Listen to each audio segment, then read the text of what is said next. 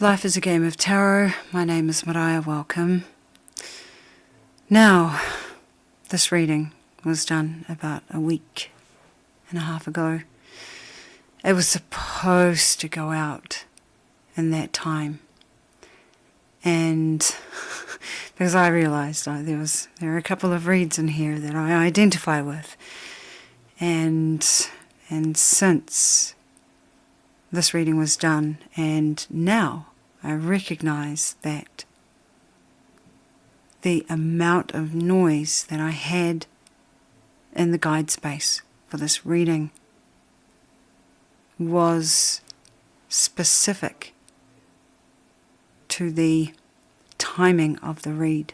Now that doesn't make it any less timely, it's just that I think there were some recipients of this reading that were supposed to have this ahead of Lionsgate. So, I'm not going to kick myself, I'm just going to park this here. It's still going to be relevant to whoever comes across it, and if you're listening to this, just know that it's okay. You're here for a reason, and whatever group you choose, as long as you find resonance within it, it's going to be relevant to you. And generally, I think, within the first 5 to 10 minutes of a reading, if it is for you, you can get a good gauge in that moment whether there's resonance. Now, this is the start of a new series. It is the Eye of the Needle series. In this reading, or ahead of it, I was given very specific instructions on what to use for this reading. I get that it was for specific people, for the collective, but also for specific people. And so I was guided to very specific instructions, which included it be about what is your intuition already telling you. I was also guided to use charms, which I love using anyway, but I usually avoid because of the amount of time it adds on to a reading. But going forward, retrospectively, I'm going to include them in most of my reads now, with that providing the ability for people to extend on their intuition capabilities. So, enough said. I'm going to take us back to the original recording in just a moment, and trust that you will find your way to the correct group, or the group for you, group 1, 2 or 3. Do take the time ahead of the reading to, in your mind's eye, see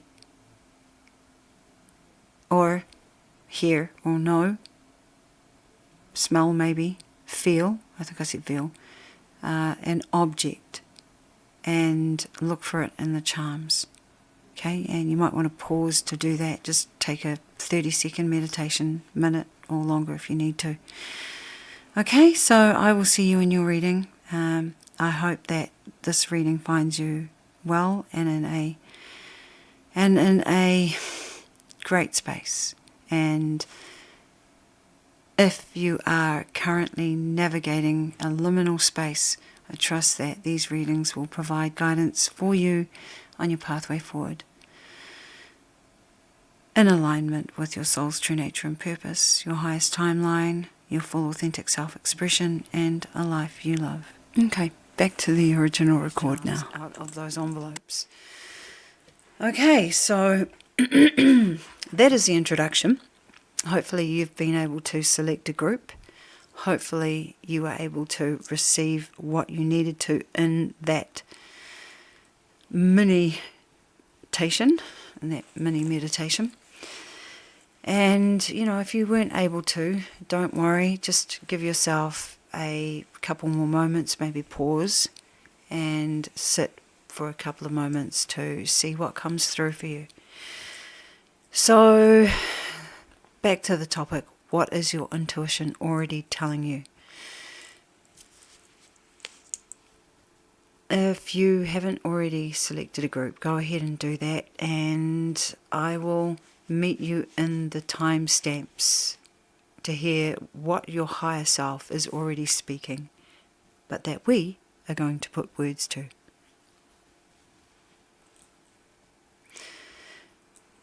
Okay, I'm going to pause and then I'm going to restart once I have the decks ready to shuffle.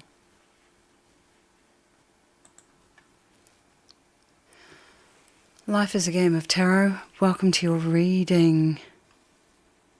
Group number 1. My name is Mariah. And what I'd like you to do ahead of the reading is to, in your mind's eye, picture an image, or allow an image to come through.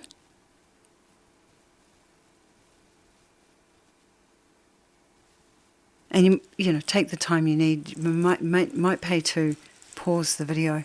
Allow an image to come through, because at the end of the reading, we're going to be testing your intuition. And the chances are that what's actually going to be happening is that your guides are going to be showing you that you received that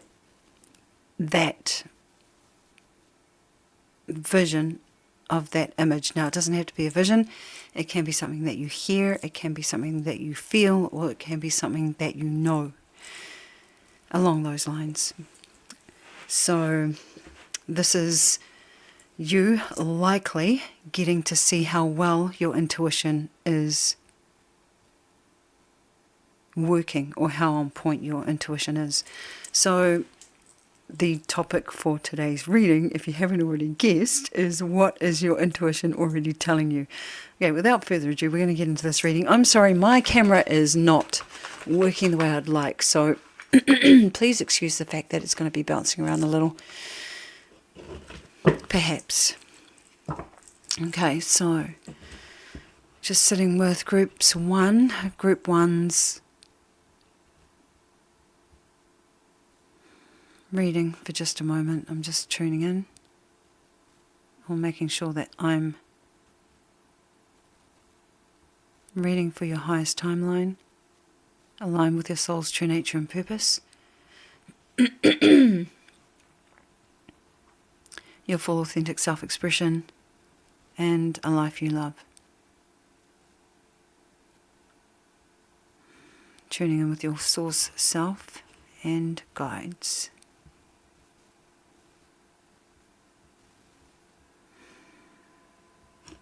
We're good to go.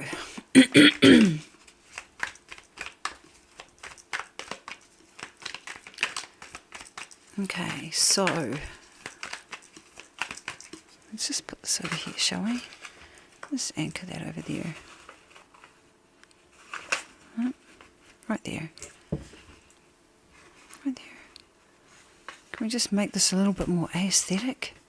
Come on now. Where's the aesthetic team? Where's the aesthetic team? That's not... No, that's what it is. Let's put this around the other way. Okay, so what is your intuition trying to tell you right now, group 1?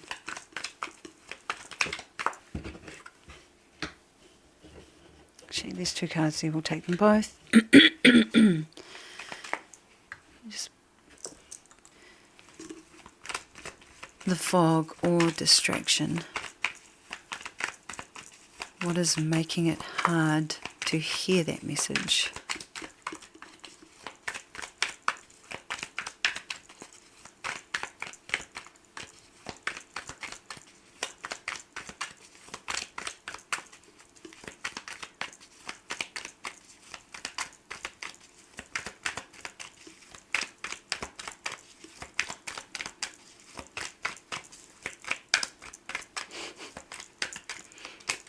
Nothing. Oh, there we go. What? Okay. All right. Going to take that one as well. What energy confirms that you are right to trust it?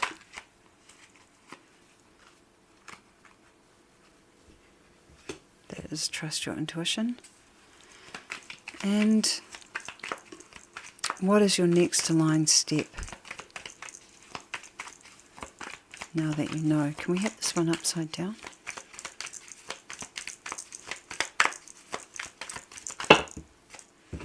That would be a no.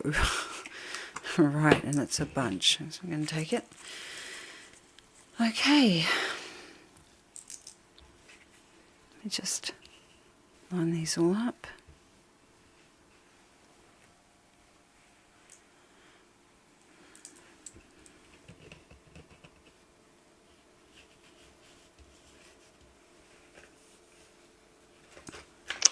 And this can sit right here. Right there. Perfect.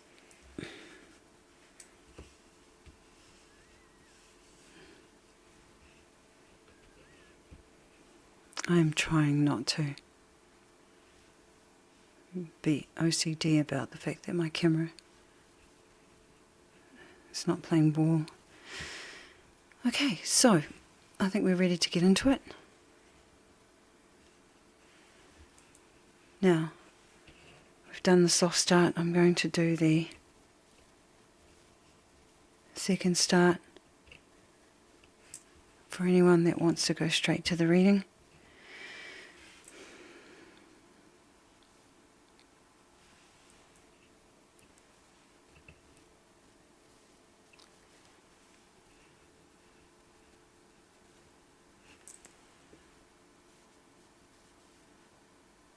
Yep, cool.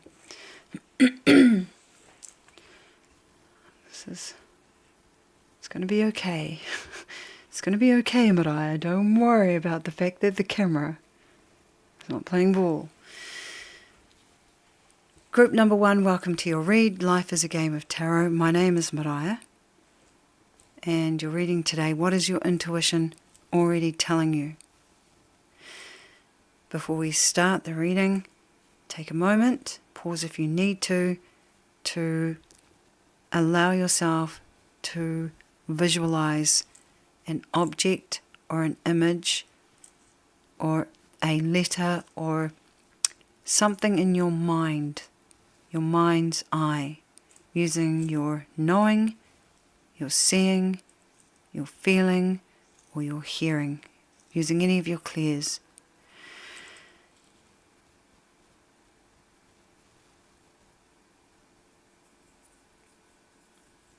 And I'm going to get straight into your reading. This is outside of my normal, but I've been guided to do a pick a card reading that incorporates the element of you using your intuition as part of the reading, or you exercising your intuition. At the end of the reading, I'm going to pull some charms. I'm going to read those as well. In those charms, or in this reading, you should find or see that image that you have pictured come up somewhere. Okay? And when I say image, like I said, whether that's represented as an actual visual or something else, depending on how your clairs work. Okay, so let's get into the reading. What is your intuition trying to tell you right now? We have Justice and the Ace of Swords. Actually, that's pretty clear here, I think. There's an element of truth coming through here. So we've got, one of the things that's sticking out to me is immediately the swords, and the Ace of Swords came out first, and we're talking about clarity. And with, actually, I thought it was Justice, but actually is that Judgment?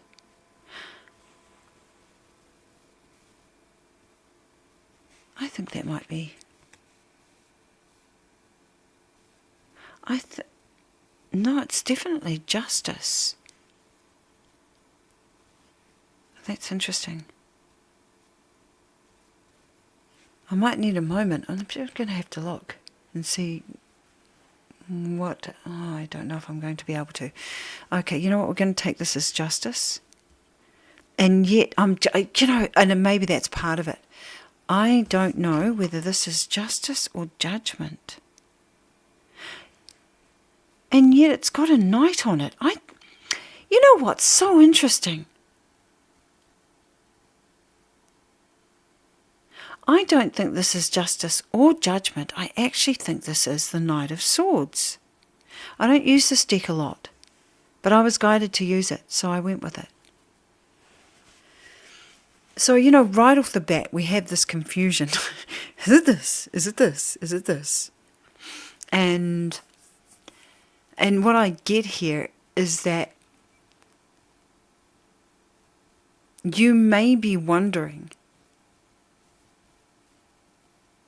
what part of the journey you're at. Have you balanced the scales? Have you been through enough of this transformation? Have you reached the point of clarity that you needed to on this situation?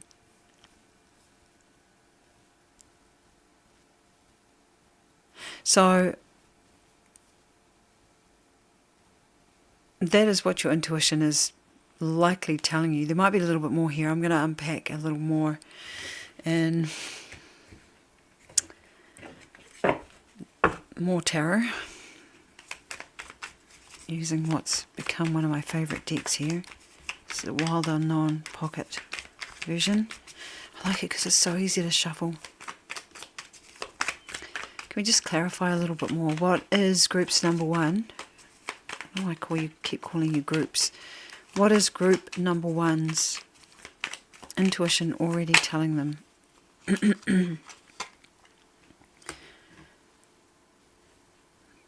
Bullseye. Ace of Pentacles. King of Swords in reverse.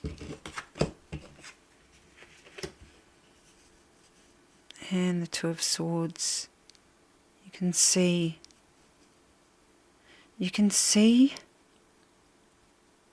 what needs to be done here.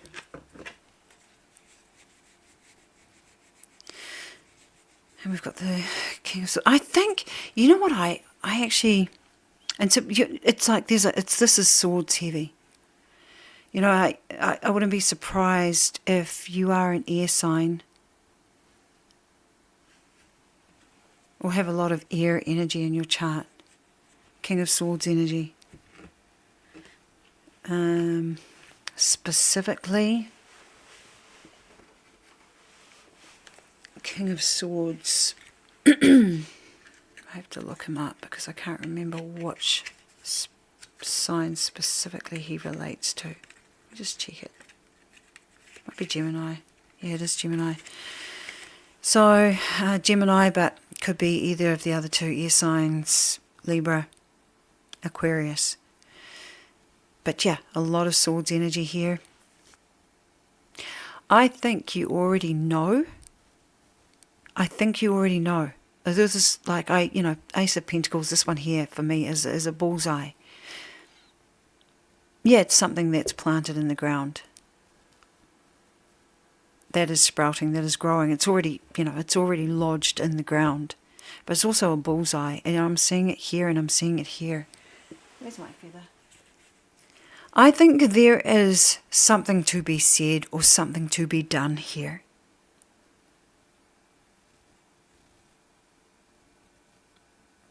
The Knight of Swords is all about action, and I'm pretty sure that's the Knight of Swords.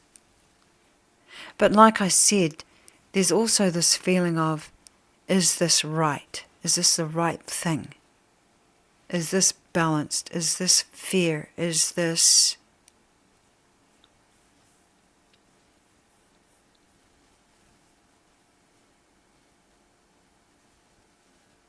enough transformation? Like I said, because I saw those two major arcanas before I even saw the Knight of Swords.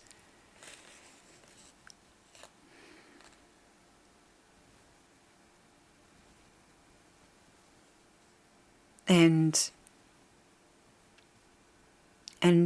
what's clear here, which is so interesting. With her sword, she is holding up the crown, right? And then beneath her we have this King of Swords, and he's sitting in reverse. And excuse me, I'm trying. Oh my gosh, I've just realised that there is I'm just gonna like park this over the top here. Hopefully I'll just chuck a blur on it and later. There we go. So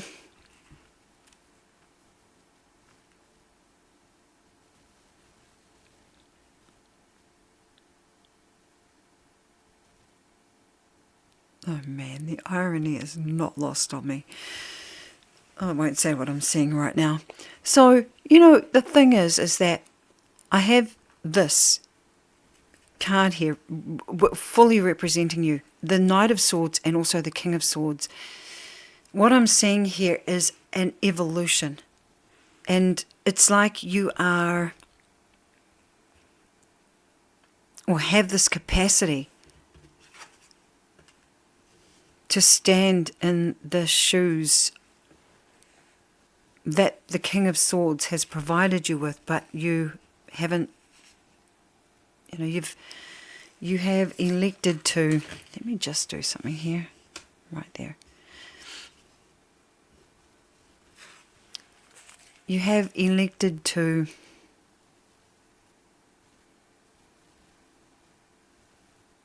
refrain. Like you can see the options here, but you've hung back. Even though there's this bullseye, there's this thing that's already planted. So that is it. That is what your intuition is trying to tell you. I won't beat around the bush anymore. I think we've got the point, right? You are being shown that your intuition has been telling you that you have the ability to take the crown. Right? You've got the clown. Oh my God, what the hell? Oh my God, this has been the craziest start, for a reading that's got so many people in the room. I'm talking about the amount of noise I've had with guides needing to weigh in on this. And I've had throat issues and right throughout the read so far. And on top of that, I don't know, it's not really comedy of errors, but it's certainly feeling that way a little. Yeah, we've had one exposed chest that we have to sort out and post. And I don't know, whatever else. Let's just carry on. So I don't know if you're feeling this. I'm an energetic reader. Usually when I read, I pick up on the energy of the collective. So there's every possibility that you may be experiencing some backwards and forwards, some feeling of inadequacy, especially with this King of Swords in reverse. And especially when you're surrounded, you have this knight up here, and this, this knight, it looks like they're about to slice these scales free so that they can fly faster and further to wherever their destination is. So, you're clearly on a mission here, but what you're being told to do is put the crown on. That's what your intuition is trying to tell you. Put the crown on and know that you have those shoes are there for you to step into. Because whatever it is that you are heading towards here on this black steed with its wings, this Pegasus, you're on track for it. But yeah, you do need to drop the swords here with the Two of Swords. You do need to drop them and allow the sun to be seen so that it lights up whatever you need to see as this King of Swords, but upright. That said, let's have a look at what's making it hard for you to hear or trust that message. And fear, Nine of Swords here. Right, no surprises given what we've seen here. And I think perhaps this feeling with this page here, Like, it's the Page of Pentacles. And the Page of Pentacles is about embracing growth. See, I'm stuttering too. So I've had throat, stutter. You had clowns in your read.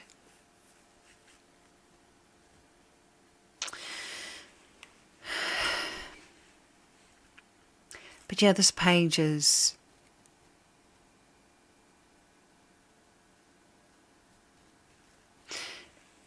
it's like it's almost like a little bit of a regression when we're going from, I feel like we're going from the Father,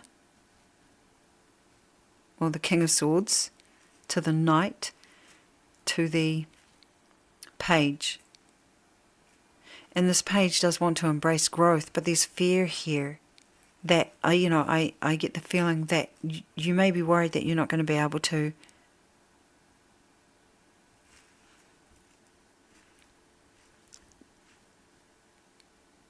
have the experience required to ride this Pegasus. I get like a little bit of imposter syndrome with this, with this.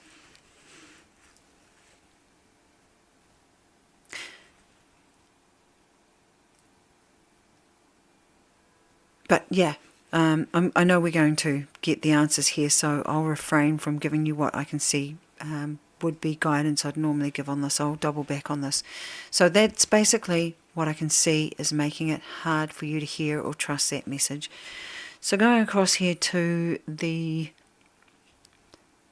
confirmation that you need in terms of the energy that you're sitting in currently. Hanged Man. Got a Hanged Man here, so you might be trying to get another perspective on things. I'm like, what is this? What is this? Do you have something that you need to spit out here? Is there something that you need to say? I mean, that's another thing here I get with this Ace of Swords, right? There's exposure here. Her chest is exposed. She is not concerned about it. She's holding this bird up, and with this hand she chooses to hold the crown up instead of her dress.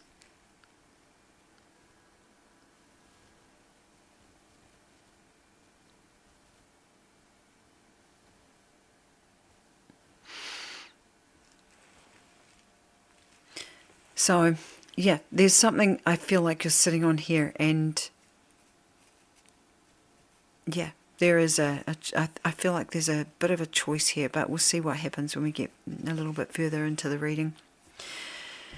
But yeah, at the moment, the energy that you're sitting in is weighing up, weighing up the, well, it's not really weighing up, it's more of a getting a new perspective. Did I just do it again? A perspective. Getting a new perspective on things. Probably in relation to what looks like a friendship or a social situation. And what to do with this friendship or this social situation. Let's get some more clarity on that, shall we?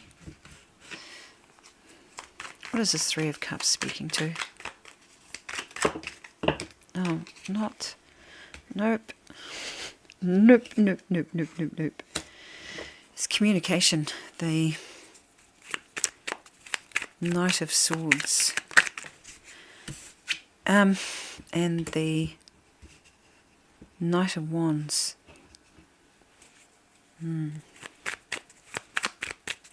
Tell me more. Tell me more, she said, after she chucked the pile back in the card, in the deck.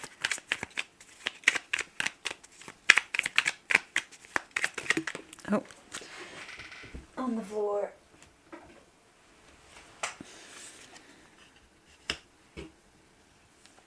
Six of Wands. And on the bottom of the deck, the Ten of Swords.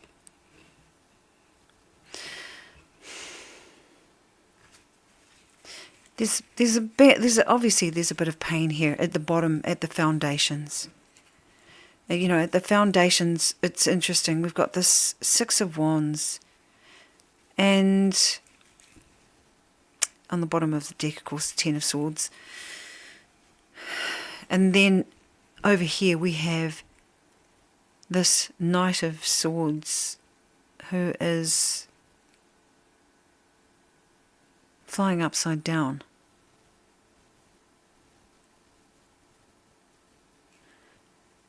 Towards this Knight of Wands. So there's an energy here of wanting to send out, I just see the signal. It's a broadcast frequency. And lots of passion here, sitting underneath this friendship group. Or this group of three women. And like I said, we could be literally talking about a friendship circle or a friend. Or, you know, a group of three. And at the foundation of this is this pain and pride. I'm just going to, you know, this is what I'm seeing with the Six of Wands. I'm seeing pride here. What's not clear to me, and I want a little bit more information. Let's get another deck to clarify. What are we talking about with this Knight of Wands? What is the Knight of Wands speaking to?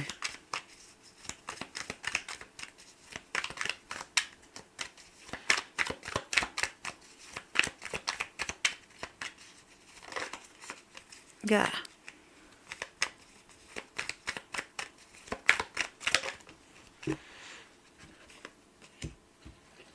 Justice in reverse. Interesting. You might feel like something was unfair here, or something just was unfair. You know, in terms of your energy. Or you might have... There's something that's out of turn anyway. And I think this is speaking to this Ten of Swords here.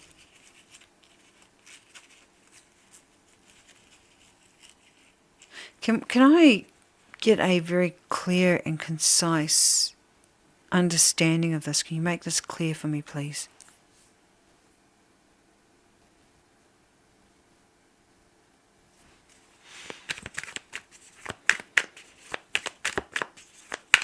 Why is the King of Swords in reverse? Why is... Did I just call him the King of Swords? What the heck? Why is the Knight of Swords in reverse?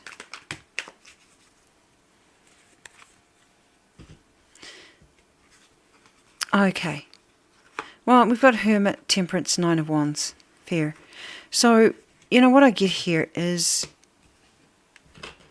that you're not communicating about something. You've gone into hermit mode. You know, we've got this Knight of Swords between the Hanged Man and the Hermit. And it's because there's something that you need to get clarity on within yourself, or you felt like you've needed clarity on, in terms of how do I approach this? That's what this feels like. How do I approach this? How do I maintain a tempered environment, an environment that is harmonious? How do I hold that balance? And how do I hold the line at the same time with the Nine of Wands here? How do I ensure that what it is I started growing continues to grow? And so there is that energy there of you needing that perspective. Great. And then, at the same time, I think this is in relation to this situation, which is unfair. The question I have is, who is it unfair to? Has it been unfair to you, or have you been unfair to somebody else? And you know, that may be that may not be something I can answer right here and now. But I can say, with this Five of Swords on the bottom of the deck, that it's a bit of a stalemate. So you'll know what this is about, and whether the situation is unfair to you in relation to this friend or friendship group, or whether you are the one that's being unfair. Now, because this Knight of Wands is upright, I would say that it's a situation that has been unfair to you, especially because the sword here, this sword that is holding up the scales is basically pointing up at the Knight of Wands. So something, there's been an unfair judgment against you, I think, is the energy that you're sitting in. And I think this is why this Ten of Swords is on the bottom of the deck here, because it's left you feeling, yeah, pretty much like a bull with 10 swords in it. And in a stalemate energy, where nobody has won out of the situation. So that's the energy I see here. And I'm now going to look at what the aligned action or embodiment is here. What is your next aligned step now that you know? Seven of Pentacles, and trust in the process, pretty straightforward. I quite like the Seven of Pentacles. I know there's more layers to it than that, but there's not too many other ways that I tend to read the Seven of Pentacles at this point in my life. Just move these across here, make a little more room. Got like a pile coming in. Okay, can we just over there. Look at the Four of Wands trying to peek out the bottom here, and the Ten of Cups falling off the deck, falling out from underneath the Ten of Swords. You know, it's so interesting. I think despite or in spite of what I'm seeing here, up here, there's all this goodness that seems to be poking through. Okay, so we got the Seven of Pentacles, the Two of Wands, next aligned step, planning, trusting in the process, planning, Eight of Cups, there might be time required for a little more soul searching here, maybe.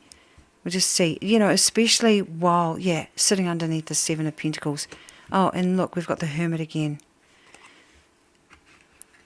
And then underneath that, oh, that's so interesting. I think, you know, here's the thing. This is the Eight of Wands, by the way. So we've got the Seven of Pentacles, Two of Wands, Eight of Cups, Hermit, and the Eight of Wands, which is pretty cool. What this is telling me is that, so, you know, there's a process of soul searching and hermiting to do the soul searching, to see what it is you need to see. And you're already in that energy now. It's just maybe taking it a little deeper. I mean, we're into the moon territory here, and the Hanged Man up here, we're still in the daylight. So we're getting another perspective on things. But here we're actually going into the dark, right? We're taking the lantern into the dark. Well, this dude's not even got a lantern. He's just feeling his way in the dark. Just using the light of the full moon. Right? And his staff here has turned into an otter, which has turned into a shell. So it's almost like you're having to work your way with a blindfold on. And what's real may not be real. What seems real may not be real. That might be how you're feeling.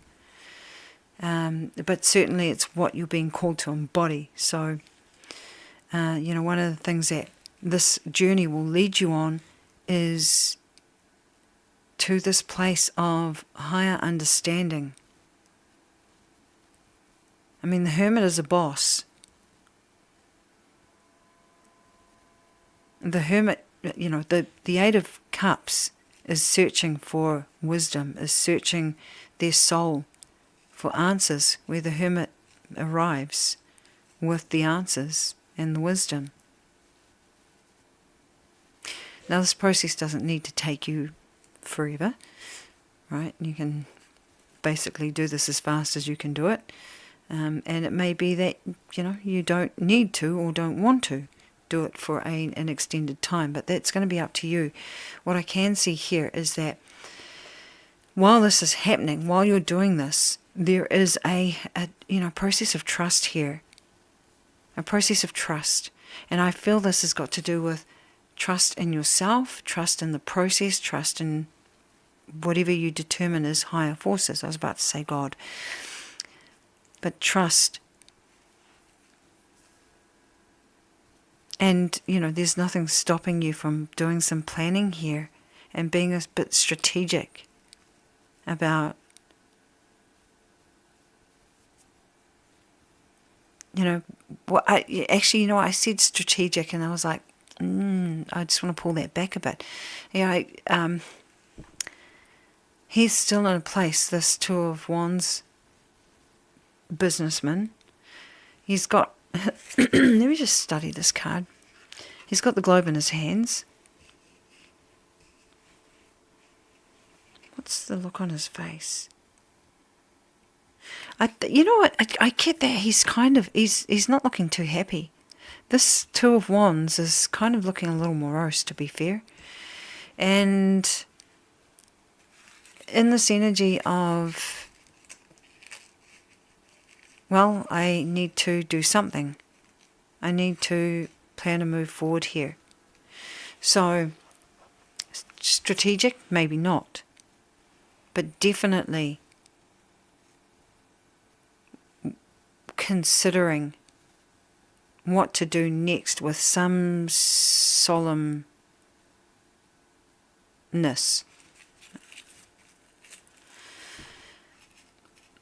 And what I'm seeing here, I'm seeing reflected back in this pile here, in this group of cards. What is your intuition trying to tell you right now?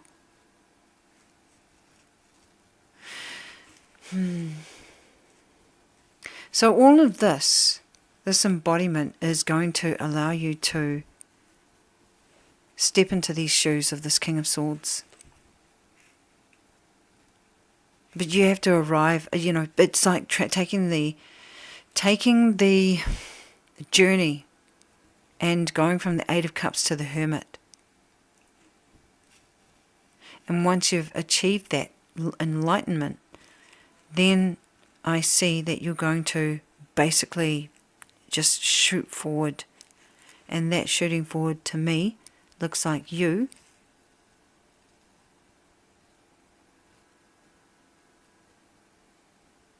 stepping into these shoes of this king, aiming for this target, hitting the target,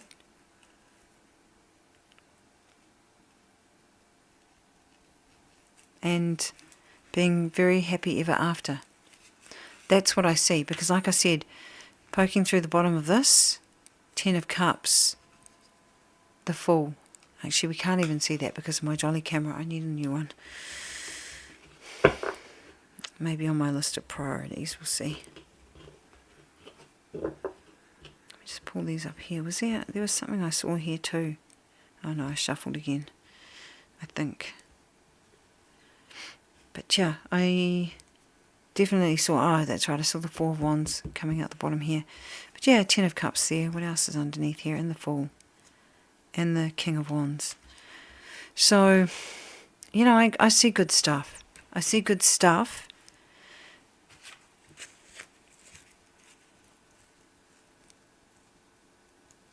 That's going to arrive when you get to this. Let me just take these two off here. When you arrive at this place of being able to step into these shoes, but only you will know when you're ready. And that's going to be entirely up to you, basically. Okay? So, I think that we've arrived at the conclusion of your reading. I wish I could give you something more than that, but that is basically what your intuition is trying to tell you, is that you have these boots to fill. That you are choosing not to in this moment. But you could if you wanted to, at any point in time. And yes, you could cut the scales free. I think I see what this is saying now. So, you know how I was confused at the start? Was this judgment? Was this justice? And no, it is the Knight of Swords. And I think I got it right when I said to you, there is a question here of, are things balanced now? Are the scales equal, balanced? Yeah, you know, I'm going to say, is a karmic cycle done? Can I cut these loose now? Have I reached far enough along my transformation journey? Because like I said, I'm seeing judgment to some degree as well. So once you are able to answer all those questions for yourself, I feel like that, and this is what you'll get through this process here of soul searching, you will arrive back to cut those scales loose, because you will know that things have been, enlightenment has been arrived at, so you don't need the scales anymore. And then you will take this crown up here, put it on, and step into that role of the King of Swords. Okay, so hopefully that is what you came here for, to have that confirmed. That's what your intuition has been trying to tell you. It's been trying to tell you you are a King of Swords. I mean, you probably other things as well, but that's what's being highlighted in this reading. And of course, like I said, we have the King of Wands somewhere, I think it was under here. So, you know, another archetype that is sitting there waiting for you to embody, but the focus is the King of Swords. Okay, so that is the tarot done. I'm going to open this envelope and see what we've got in terms of charms. If you haven't already seen whatever you visualized at the start and here, you might find it in here. If you haven't taken the time to visualize something in your mind's eye, please pause and do that now, because this is a part of the reading that your guides would like you to participate in. That said, I'm going to open this envelope. Now, quick question, the money or the bag?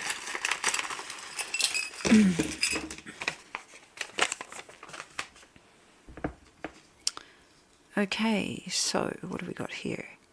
We have Captain America. XO. K. I see Taurus, I see Capricorn, and I see Pisces. Q. We have I don't know if it's a raven or a crow. And someone playing a sport like, I don't know if that's a soccer or rugby. One of the two, probably. Panda. Ballet dancer. Passionate. And it's a peg, by the way. And a boot with a happy face on it. So you might have seen, so some of the things you might have seen. You might have seen a letter. Oh, this is Mickey Mouse. So I'm seeing ears here. I'm going to tell you all the things that I see, and hopefully one of these resonates with your, or matches what you've seen. So, drum roll, please. So I see a mouse. I see ears. I see a leaf. I see boots. I see, like I said, happy face, skirt, a peg, a bird, a crown. One of those star signs. And what does this say? Rolling Stones miss you.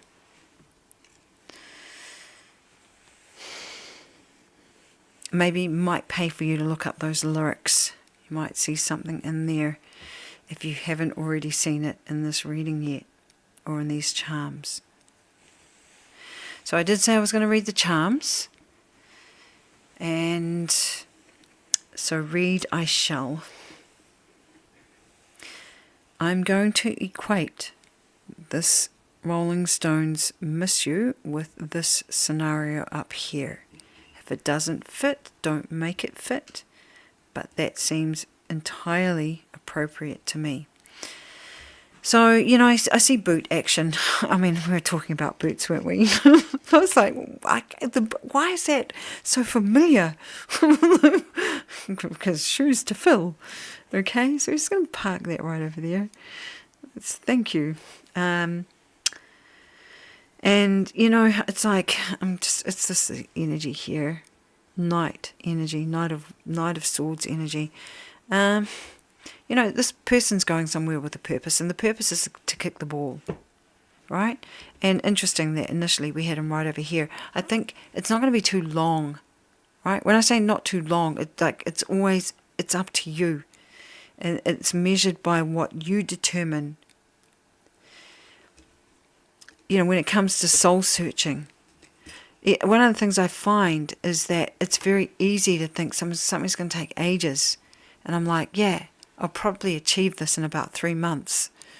3 weeks later, I'm like, oh wow, I actually managed to ace that. Okay. So, you know, allow yourself to, or give yourself permission to step through this process faster, if it suits you and serves you to do so. If not, just stay in that energy until you arrive at that place where, yeah, you have this embodiment, where you're gifted with the wisdom that allows you to feel that you're able to fill these boots here. And then once that happens, as I said, it's like full steam ahead.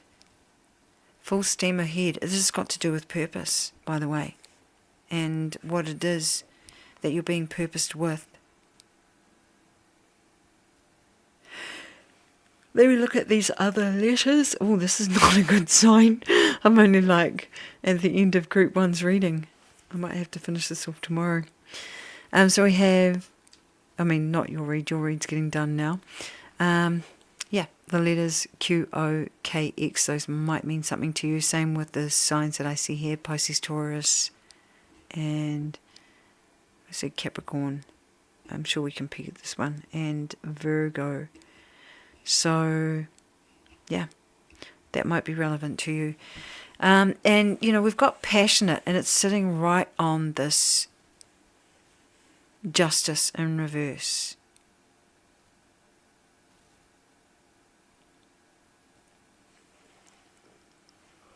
So there might be some feeling of injustice around, yeah, I mean, we said it before, this scenario with the Son of Wands, or the Knight of Wands. I really feel like you've been maybe wrongly judged about something that is in relation to this passion here. And you know, the Six of Wands, where it is it pride or is it ego getting in the way here? I mean, you're basically looking at two sides of one coin. I get that. But yeah, excuse my, you know, I'm hoping this is you and not me, because I've got 2 more reads to do. But yeah, we'll see what happens at the end of this one. So, you know, like, I get this, look at this bird. So interesting.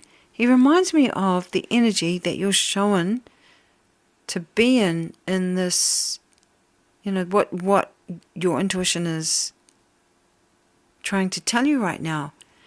This bird is facing one way, but is looking backwards. Like, he's being invited to fly, but he's choosing to stay put and look backwards. What is he looking at? He's looking at the soul searching here. And, you know, your guides are saying, yeah, for sure, do it. Or you're being guided to do it. Do the soul searching. It's going to benefit you. But determine when it's time for you to put the boots on.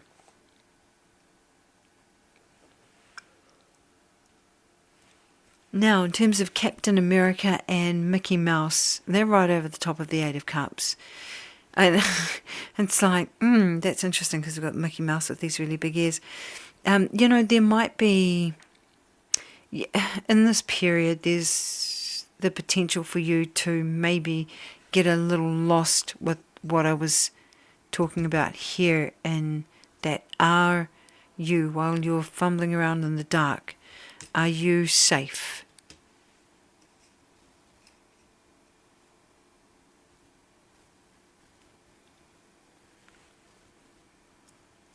Do you know what it is you are dealing with here? Do you know what it is you're holding on to?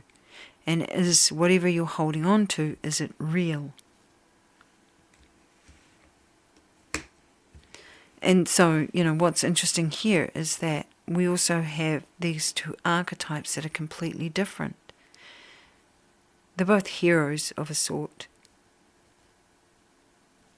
I mean, Captain America is hero to many, and so is Mickey Mouse. It's just that. What's going on with his celebrate? That's interesting. I mean, you could perhaps drink all 8 cups on here. I don't think that's what this is talking to, though. I think this is confirmation for somebody potentially, or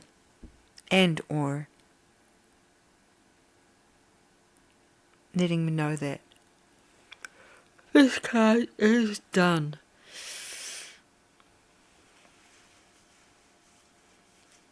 Right. I think I've covered everything here. The panda.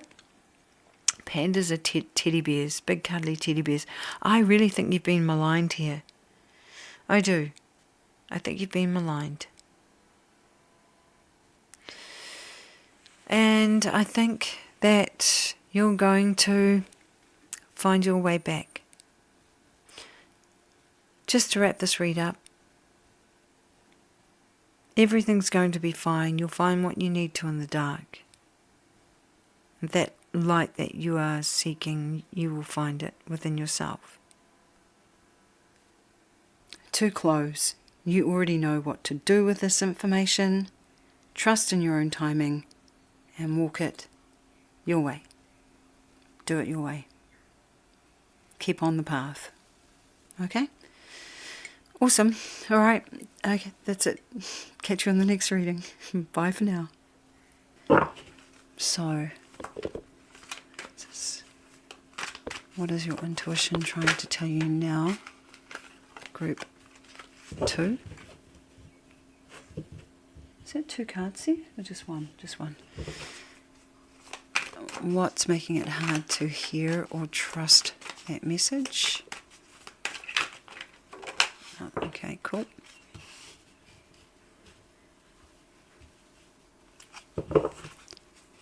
What affirms your inner knowing is real and trustworthy?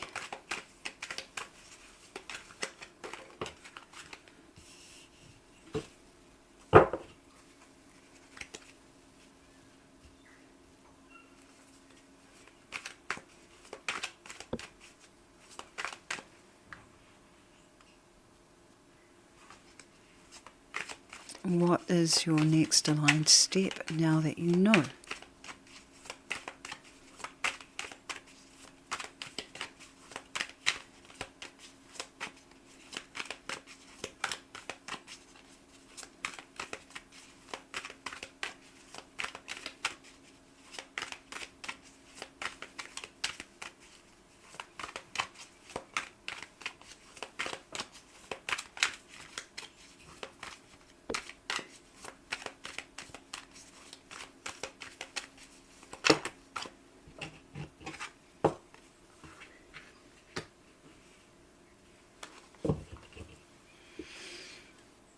Okay.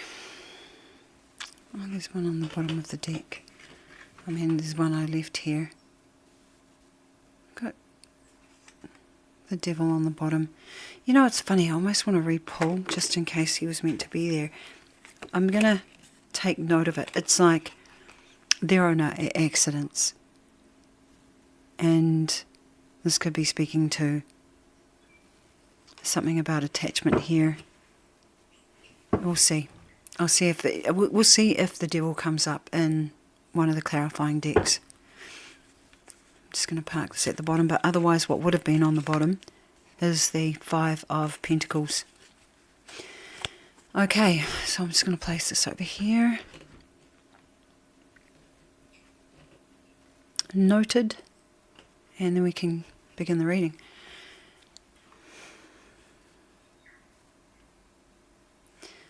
Group number 2. Actually, let me just do this and we'll call it again. Group 2, welcome to your reading. My name is Mariah. Life is a game of tarot. Your reading today. What is your intuition trying to tell you right now? Now, before we get started, there is an envelope here to accompany your reading. Inside of it, a handful of charms pulled just for you. Now, before we get there at the end of the read, I would like you to tune in to your intuition, your inner knowing, your inner sight, your inner hearing.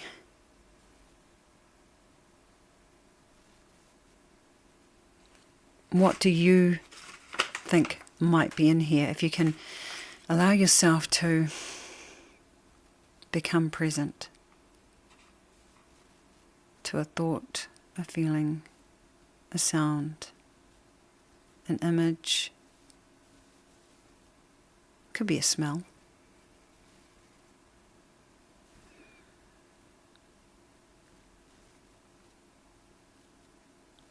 Of something that is representative of one of these charms, or something else that might pop up in the reading.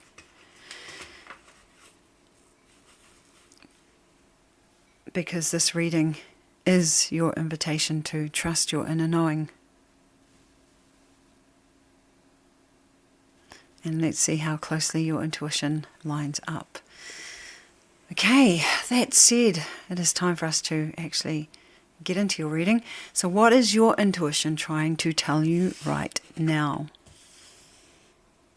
King of Swords.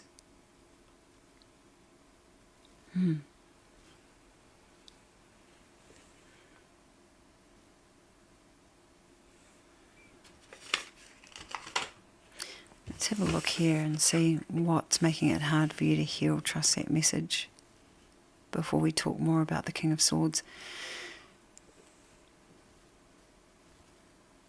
The Ace of Pentacles.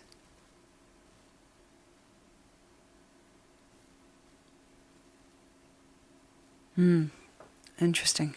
Right. We are going to clarify this King of Swords here. Okay, yeah, these two want to just pop right out there. So your intuition is trying to tell you you're in a very good position right now.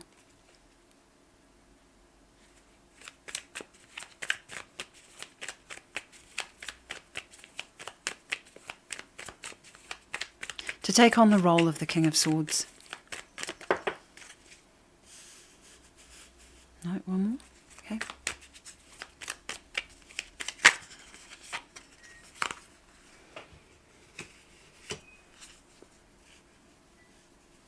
Interesting.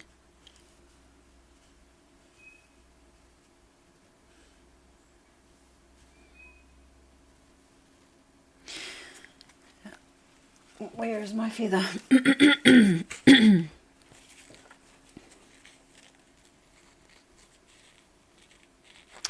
Here's what's interesting, right?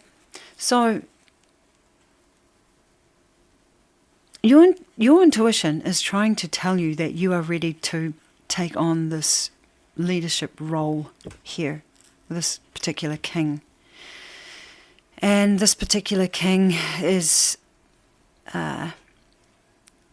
I'm leaning into the astrological representation, Gemini, is an easy way to describe this king. Even if I was to lean into the air signs in general, someone who is a thought leader, someone who is a speaker.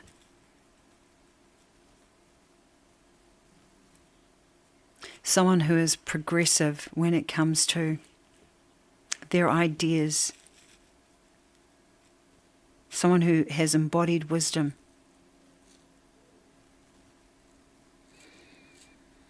And then clarifying, we have the Three of Pentacles and the Eight of Wands. And what I see in this Eight of Wands, let me talk about this first. What I see here is the staff. It's got all the power of the universe coming through it. And as it hits the ground, cracks form. And the ground is old ground, so it needed to be basically cleared. Very interesting, but that's what I'm seeing in my mind's eye with this. You're being given the go-ahead to declare your purpose. This is what it feels like, to clear your purpose. Here's your mountain. You're co-creating. This could be with either with spirit or with the other people or another person. If I see more about it, I'll certainly let you know. There's something else for me to see in this King of Swords card. Let me just pull it up. I've never noticed this before. Mind you, I don't use this deck a lot. I just love it because of the storytelling. There is another image. There's another rider in the back here. It suggests there's a feminine in the back. And there's a dog here.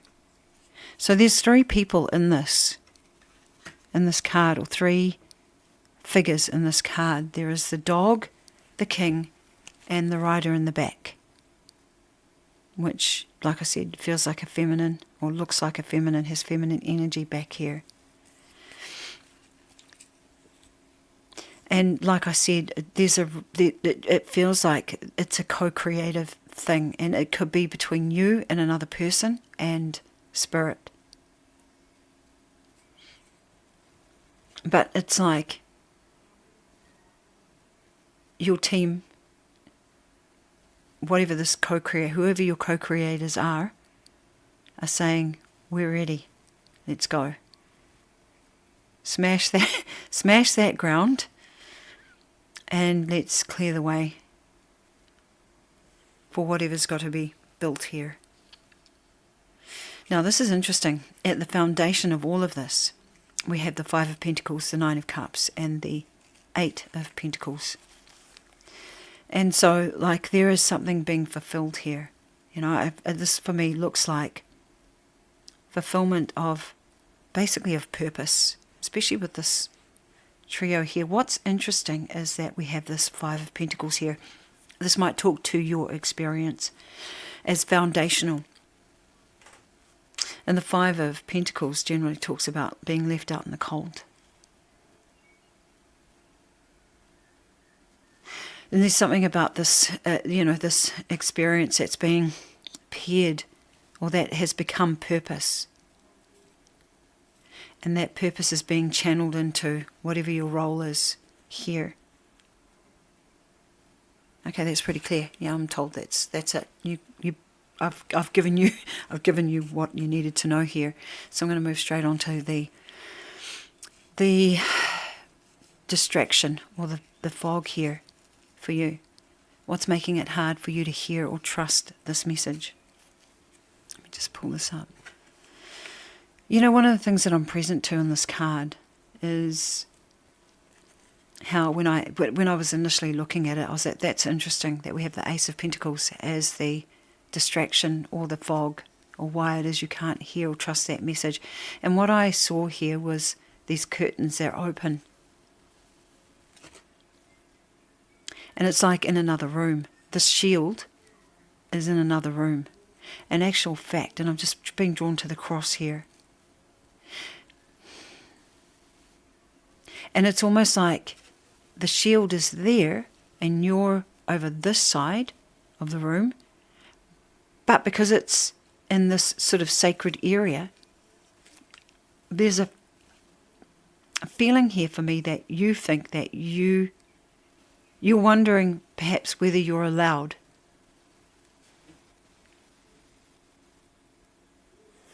Whether you're allowed to go into this room and pick up the shield.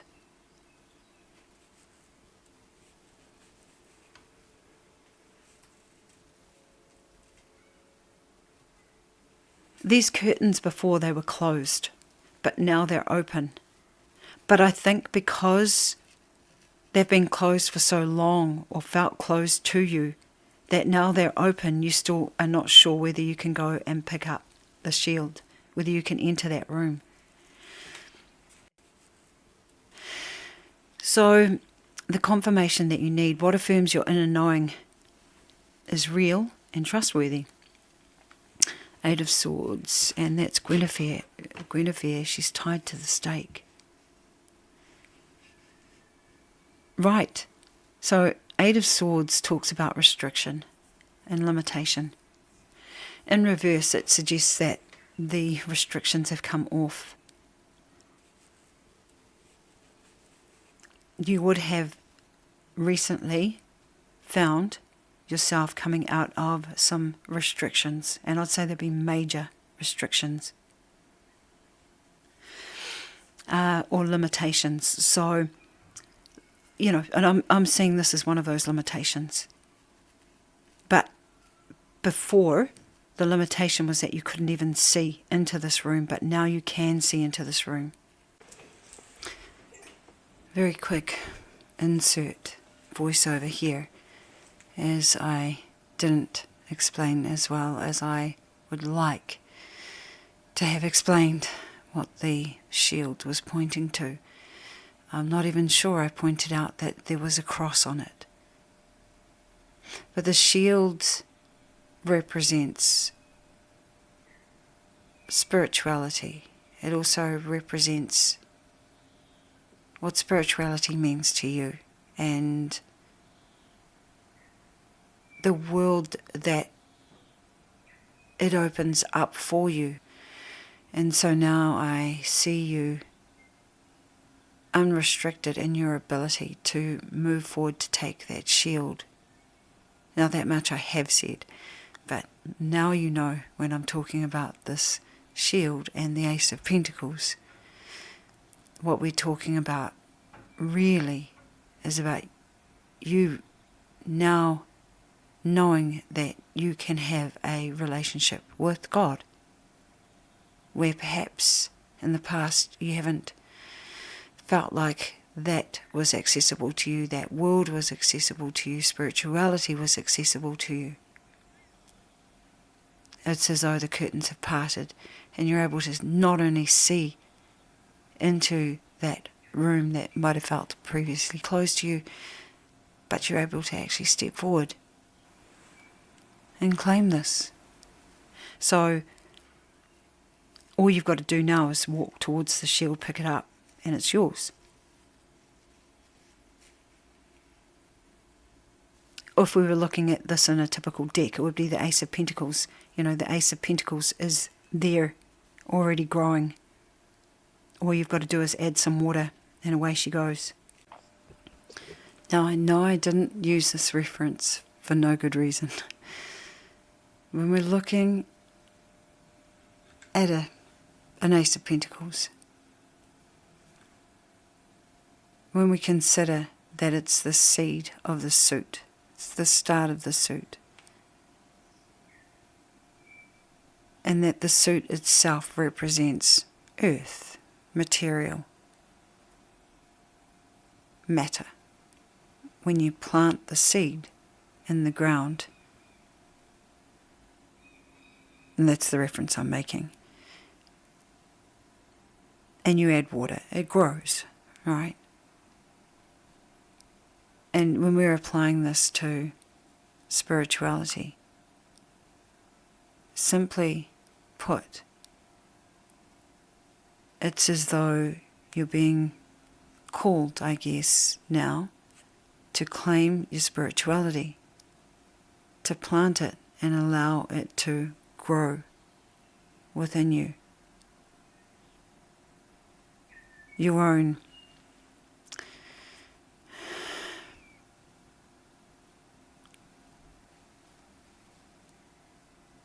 realizations within spirituality, or within how you experience your spirituality.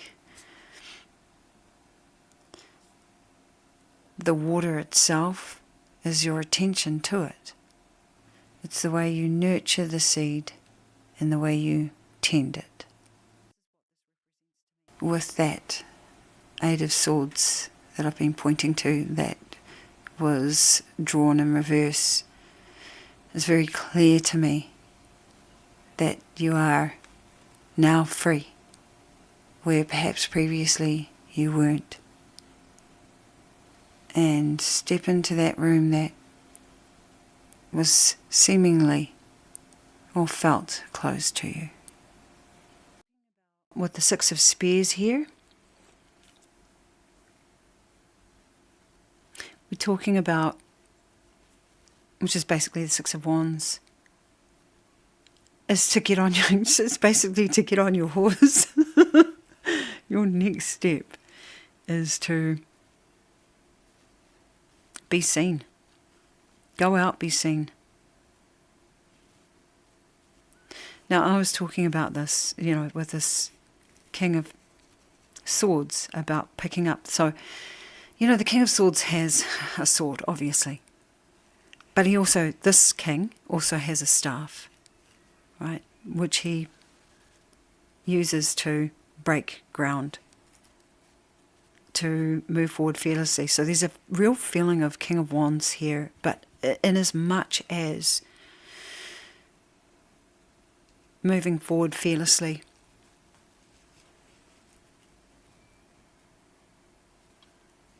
And being not just a thought leader, but an innovator. Well, I mean, that's the King of Swords territory, or Swords territory as well, I would say. But yeah, there's a little bit of Wands energy here, and it's showing up over here as well.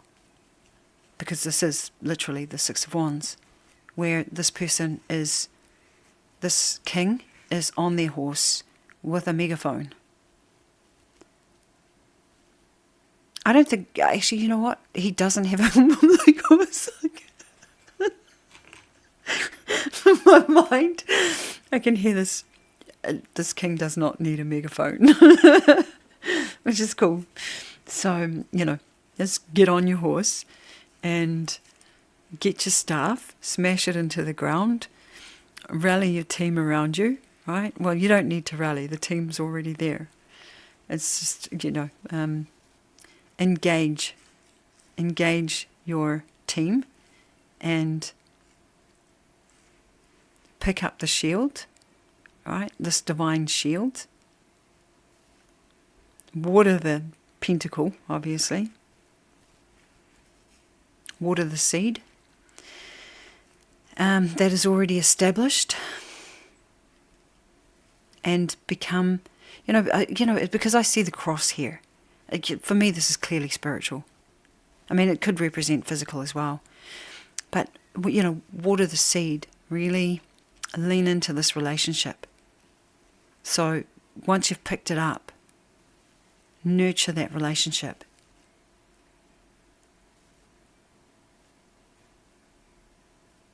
Because as you go forward in this energy of the Six of Wands, where you are being seen, it is not just a seed, it is also, I hesitate to use the word protection, but divine protection. I mean, for me, protection suggests that you need protecting, but that's not how I see things, really. But, it's where Your embodiment is the protection, because you don't need protection. I hope this is making sense.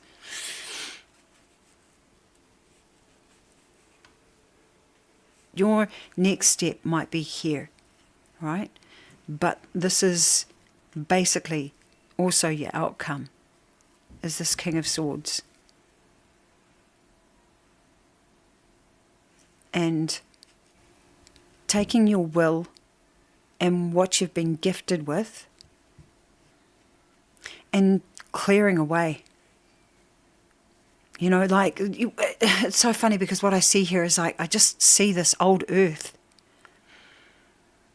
I see this old earth just being decimated. Like, well, can I have a better word? It's like, it's almost like I see like an earthquake here, and because of the staff, and clears away like the old so that the new can come through. And this is the new. It's spiritual.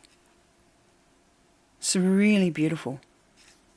Adding in post here because I'm not sure I articulated that well at all. But the words I was reaching for really was the old paradigm. The old earth paradigm. AKA the Matrix. Anyway, I hope that makes sense. I just want to see, is there any more guidance here? And given that this is a reasonably short read, well, I say reasonably, but it's been 30 minutes. Anything else that needs or wants to be said here? And then I shall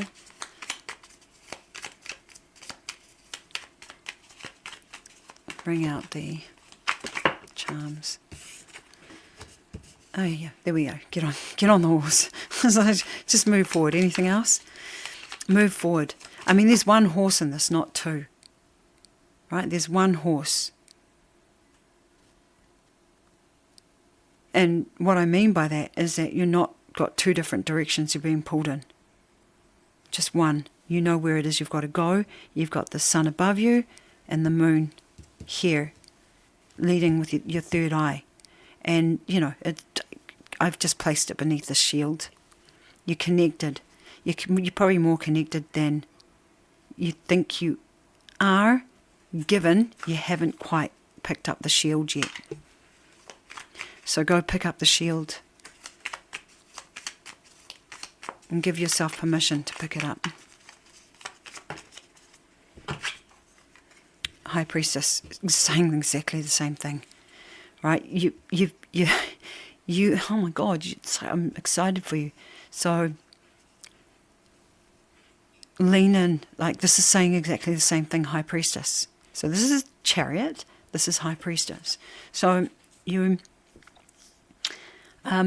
inner knowing, your intuition should be on point. I'll be surprised if you don't identify or haven't already identified at least one of the things in that envelope.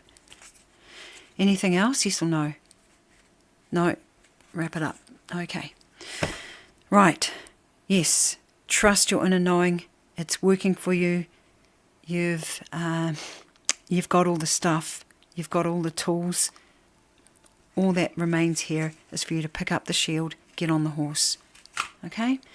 So, without further ado, let's see what is in your charms.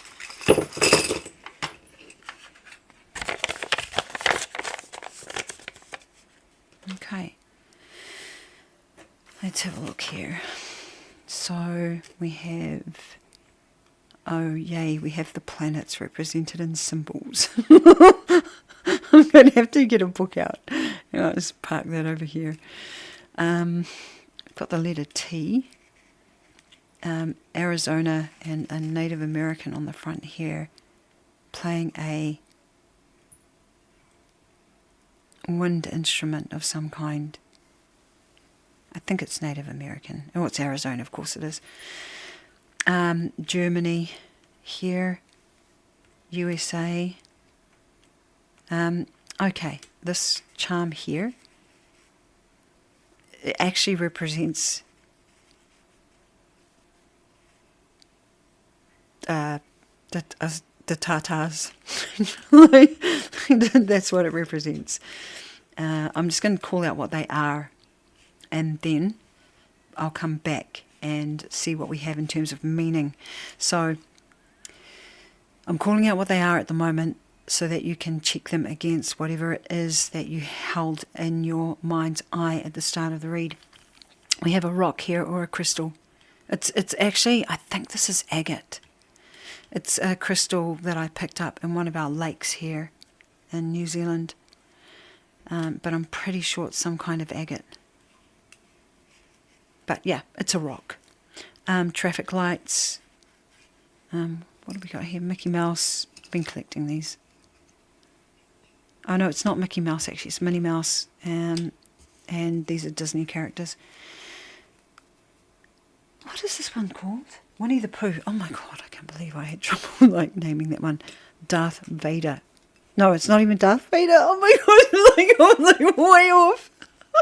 It's like Mandalorian and Grogu. I didn't really enjoy the latter part of the Star Wars series.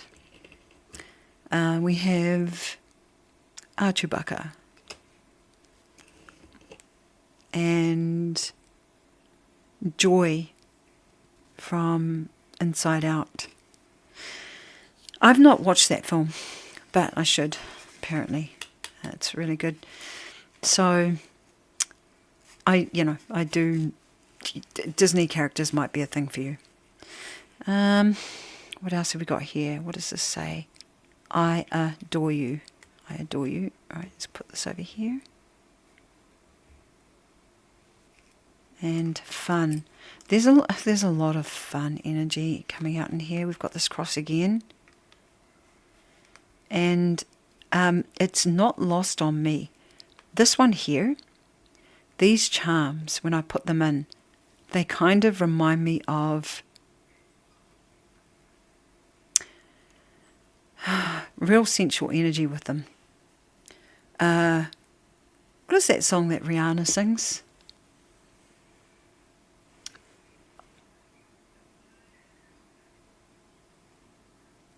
Oh God, but chains and whips excite me.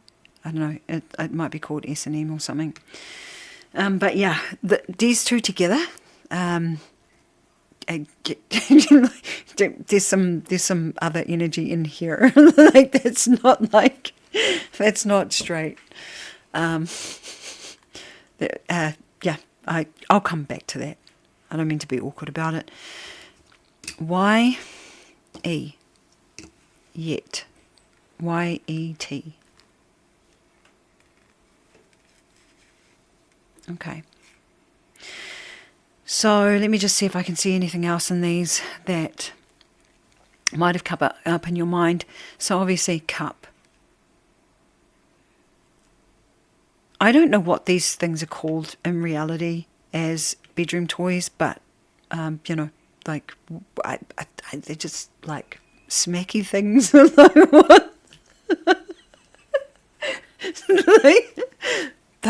That's what that always reminds me of. I've got another peg in here, or a peg. I've already talked about the rock. There might be colours that you had at the start: red, yellow, green.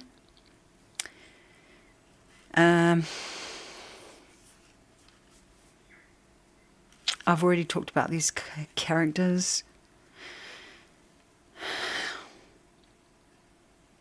You might have seen a soft toy. You might have seen a teddy bear. You might have seen the colour yellow might have been pretty well represented, and something about the solar plexus, because I am seeing a lot of fun and I am seeing a lot of joy. There's a lot of inner child energy here, actually. Sorry, I know I'm going into meaning now rather than talking about what I see here, but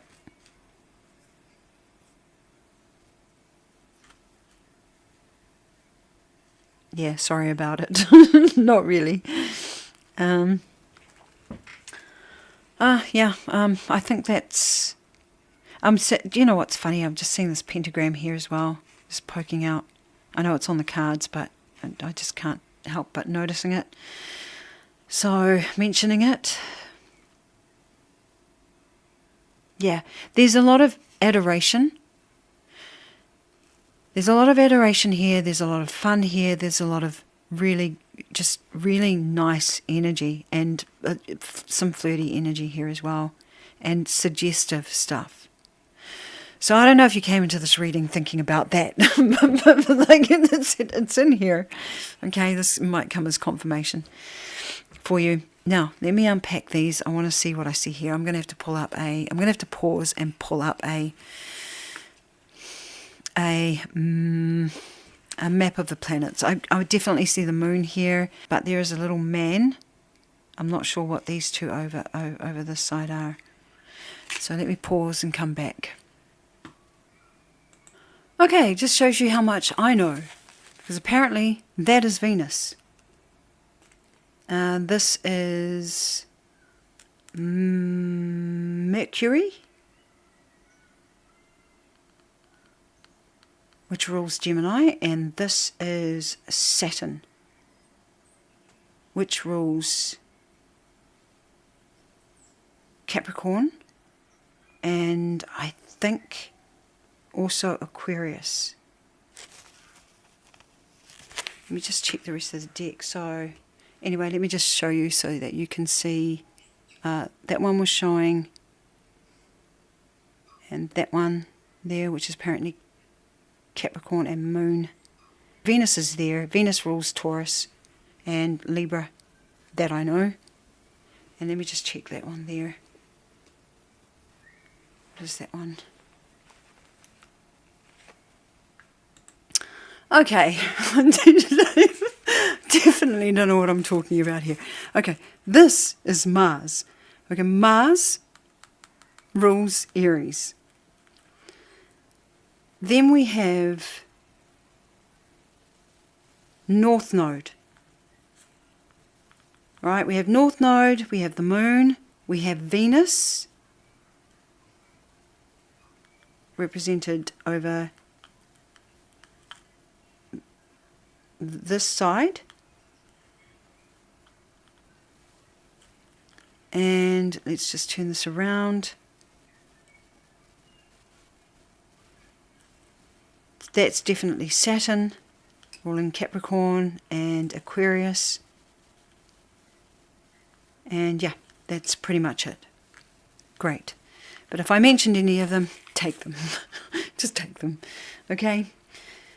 So, yeah, sorry about that. Read on the dice. Obviously an area I can sharpen up in time, with more practice. We will get there. Okay, well, that group 2 closes out your reading. And just as a final word, it is safe to trust yourself.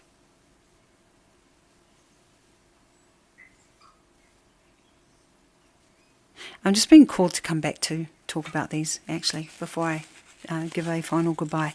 So, now, all of these symbols that I gave on the dice, they may be symbols that you saw, they may be, you may have seen planets, so, you know, like, I don't know, anything that I've mentioned here, if it is something that relates to what you saw, take it as your sign that your intuition is on point.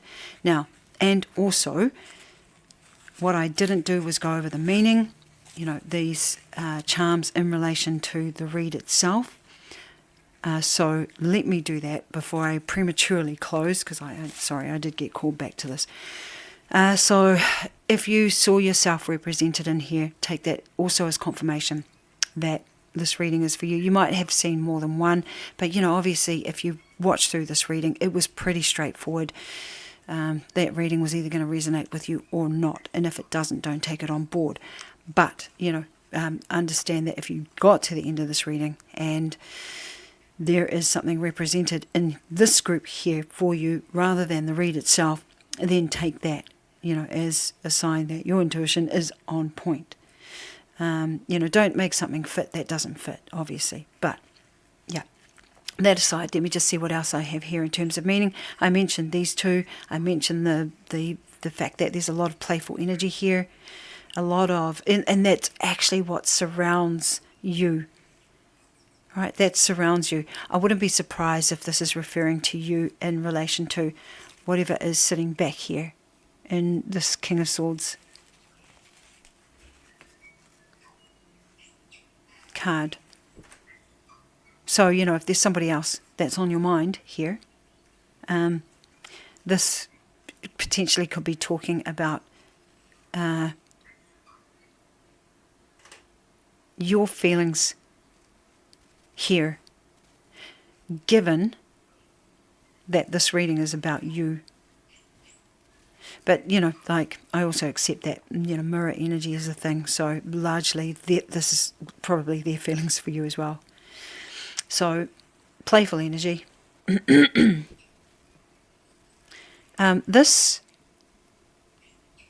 light, these traffic lights, for me, represent, given that, you know, there's no clear indication of which one is on at the moment or which one is lit up, it's almost like it's up to you.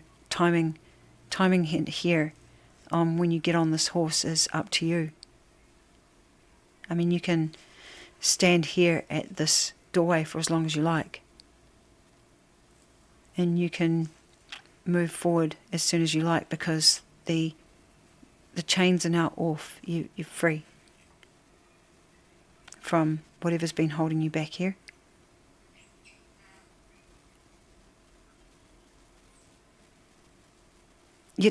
There's no tether here. You're not holding, you know, you're not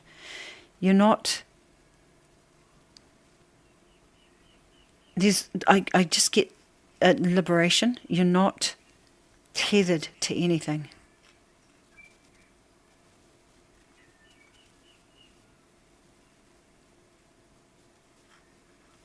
Anything else? Am I missing anything? Anything else? No, I think that's it. I think we're done. Oh, there's one more thing I'm being drawn to. I'm just seeing this, like this yay or yes on top of the High Priestess. It's like your intuition is online. And so you should be feeling that, okay? So, yeah, definitely closing up your reading now, group number 2. I hope you found this useful, valuable, and I will look forward to seeing you in the next read. Okay, bye for now. Group 3, welcome to your read. My name is Mariah. Actually, this is the pre-read, but this is the shuffle part.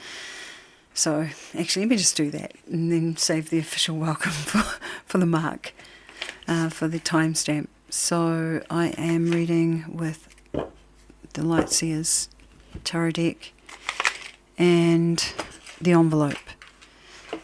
Now, if you're here in the pre-read, pre-spread, in the shuffle, while I'm shuffling the cards, actually, I'm going to talk about what I received in a vision. This reading suggests a period of, I feel like this has been and gone or passing. It's been an initiatory period. And what I saw actually was, I saw 2 visions. One, the first vision, was of a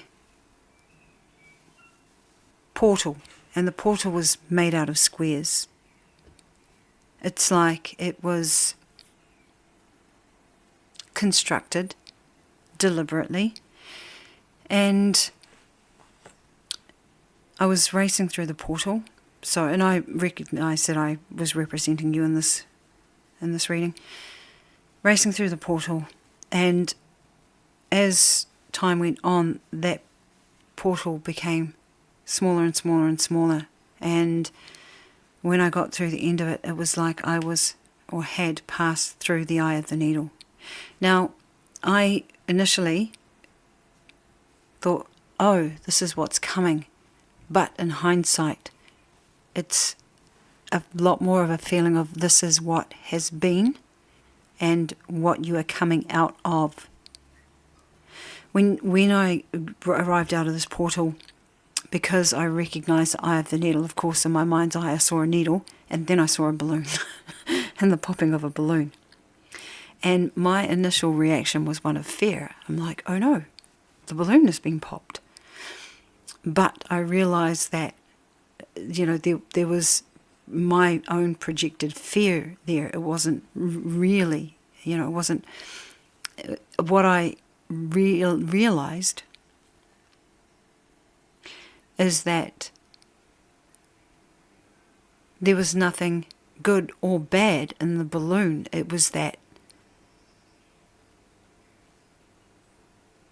there was a recognition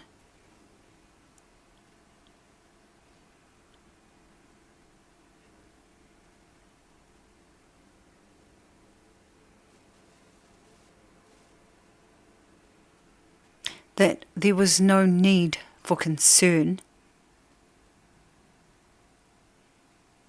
And so what I didn't do, actually, what was interesting is that because I got myself into a space of fear at that point, it's like, oh no, the balloon has popped.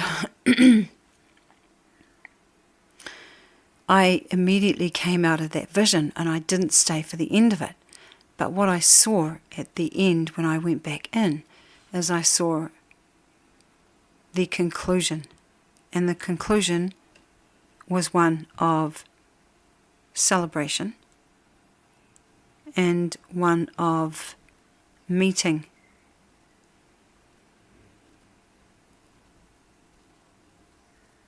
your significant other. So whether you've met them already and you know who this is, or whether you haven't,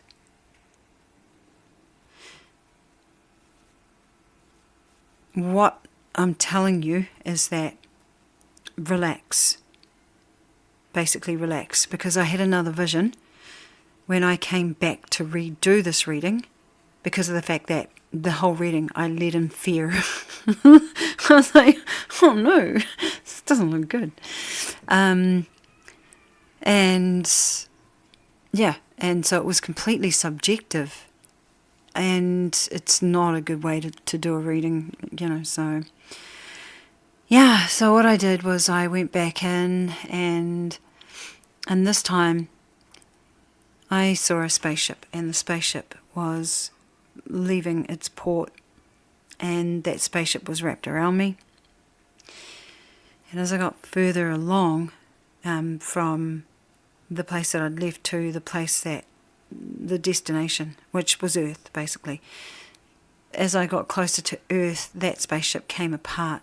And, when it hits the atmosphere, how ships sort of break apart. It was kind of like that, but it was just coming apart before it arrived at Earth. And by the time I arrived at Earth, I was just energy. And for me, it represented the soul's choice to be here. And then what the vision stepped me through was just a series of epics. Epoch, E-P-O-C-H. And in each of those epics was basically, just the unfolding of time and the interdimensional spectrum that one has experienced on this plane we call Earth. And to arrive at a place where it's like it's not like a bomb went off, but it was represented to me like a kind of time folding in on itself, like time collapsing. And it was like a whiteout, and suddenly there were two figures in the middle of this white space that had been cleared. Those two figures were back to back and creating sacred geometry. It was basically creating a template that was a representation of this couple, a geometric template that kind of encompassed the earth, and then it was being filled in. And what it represented was whatever this couple was here to do as a mission, they were going to do. So, so if there's a significant other that you consider that there is a mission here with, so it was interesting because you weren't facing each other. You were back to back. So you were working with each other in a very intimate way, but supporting each other with the work that you were doing together. I'm hoping this makes sense.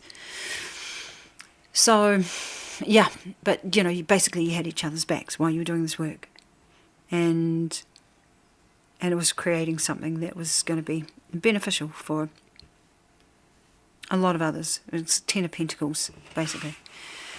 So, yeah, that's what I saw. So, I'm glad, because I had to bail from the initial reading, and I'm glad I went away and asked, okay, so there's a part of this I'm missing. Because I saw it in the read, it was actually showing up, but because I was projecting so much fear into the reading, I wasn't, at the end of it, I was unhappy. Because I was like, I totally made a good reading, like one that was confusing. So here we go again, round 2. Just like course correction, or just adjusting the knob where the timeline's concerned. So the takeaway here for you is you will recognize that you have passed through the eye of the needle, or you're going through it at the moment. You might already be in the space where it is ground zero and you are creating from that 0 point with your significant other or another person. And to know that everything is aligned. Everything is aligned. And timelines, right? If you find yourself in a space where you're in fear, course correct and just bring yourself, your timelines into the future are determined by where you're sitting now. So if you find yourself off track, just bring yourself back on and re-anchor your timeline. Okay? So that said, let's get into the reading. Now this reading is, what is your intuition trying to tell you right now? I'm going to actually pull the cards and then I'm going to do the timestamp. So for group 3, reading for the highest timeline, an alignment with their soul's true nature and purpose, a life they love, and their full authentic self-expression. And of course the read is, what is your intuition trying to tell you right now? Okay, so the first card out is, what is your intuition trying to tell you right now? Yeah, let's put your swords away, set your fears to the side. That is what your intuition is trying to tell you, pretty much what I've just finished explaining. Okay, let's not talk about them just yet. We'll come back to this. What is making it hard to hear or trust that message?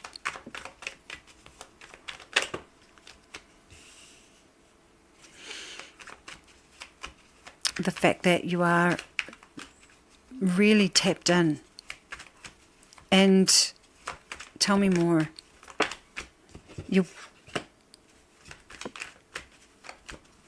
You're so tapped in. Oh my God, I'm going to come back to this.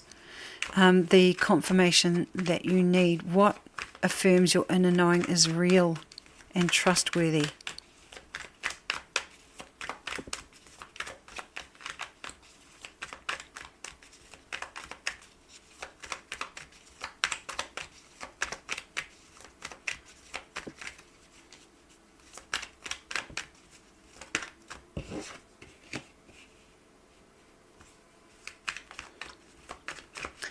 And the aligned action, your next aligned step now that you know.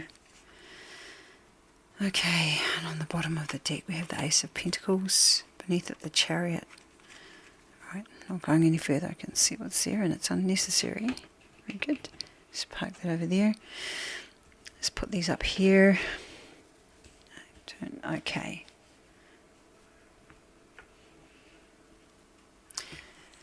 Have we got these sorted here? I think so. I think we have. Let's put these here.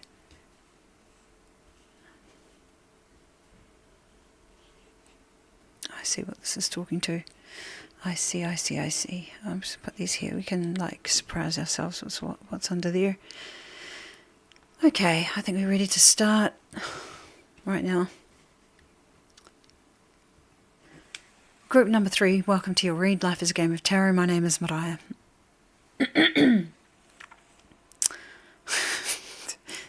Let's just start this one more time. Group number 3, welcome to your read. My name is Mariah. Life is a Game of Tarot.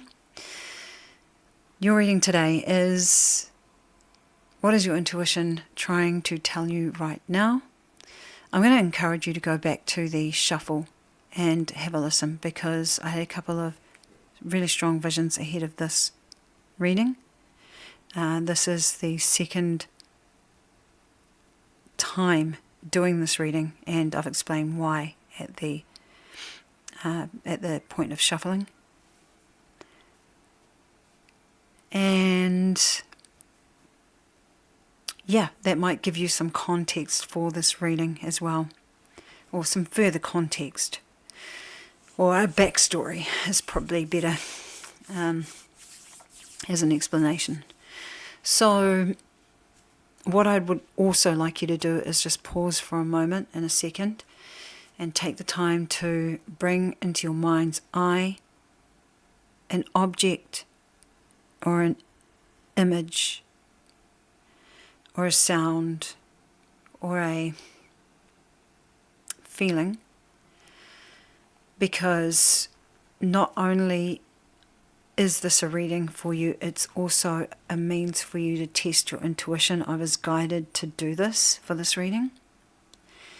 And so what I've got here in the envelope on the right hand side, which I'm going to point to with my handy dandy feather, bop, is a set of charms. And what I would like for you to do is to know that at least one of those charms is going to represent what it is you're holding in your mind's eye. So again, if you haven't done that already, I invite you to pause and focus by allowing. I know it's a bit of a contradiction.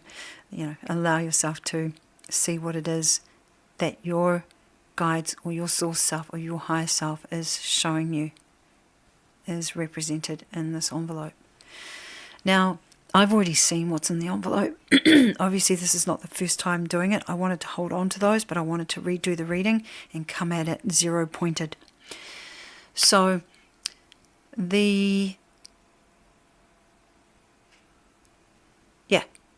I've added some things so that it's a surprise to me, because I do like surprises in my reading. I don't like to know what I'm going to be reading on necessarily, and I like every reading to have its own distinctive energy, even though I know that what we're covering in here is what I saw in those visions.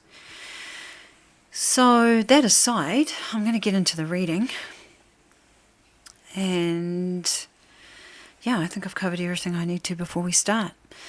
So, now there is one thing. I'm having issues with my camera. Let me pause and just sort out this light issue. Okay, we should be right now. Hopefully I will notice if it slips. Okay, so group number 3, what is your intuition trying to tell you right now? We've got the 9 of Swords here. And you will recognize, if this reading is for you, that there is some fear present in this moment. This is what's coming up. It's coming up to be integrated. And the reason why I think that this is here, what's making it hard for you to trust in this moment. Because, you know, I see trust issues here, and it's got to do with your intuition. It's got to do with this high priestess energy here. You've been so tapped in that I think you're finding it hard to trust in what you're seeing. And I think this is one of the reasons why it's going to be good for you to do this exercise.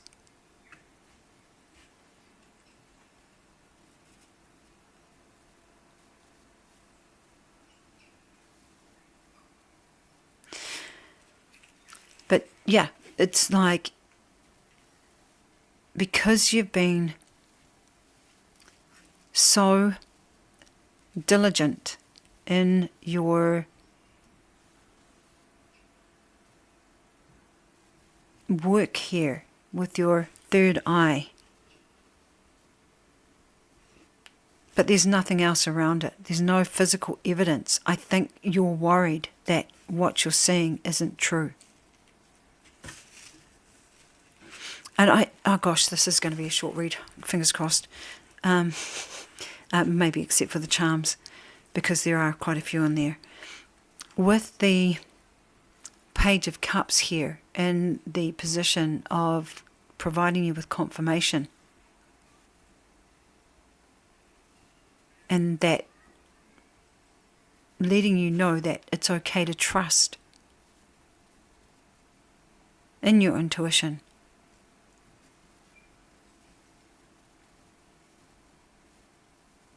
Well, the Page of Cups talks about following your heart, because your heart is not leading you wrong in this instance, and especially when we look across here and we see the Two of Cups.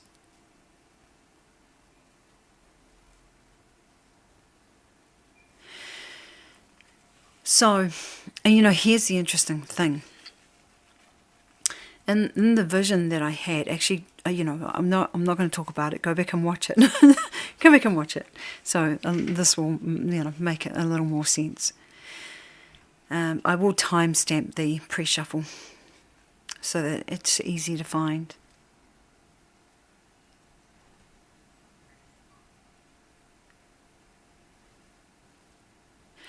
But yeah, your intuition is trying to let you know you've got some unfounded fears here. Do we want to unpack this a little more? Unfounded fears. What are the fears? Can we look at what are the fears?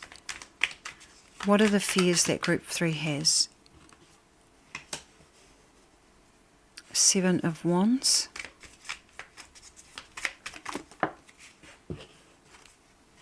Yeah, it's a fear that you're alone in this, you know, whatever it is that you have seen here.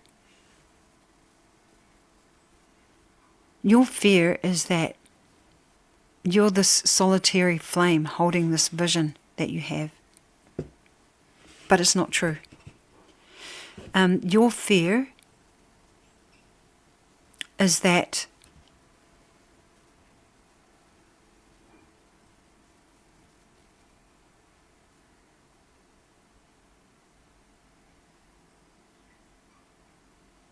you know, with this rat, it's blocking the cups being able to be tipped out of these cups.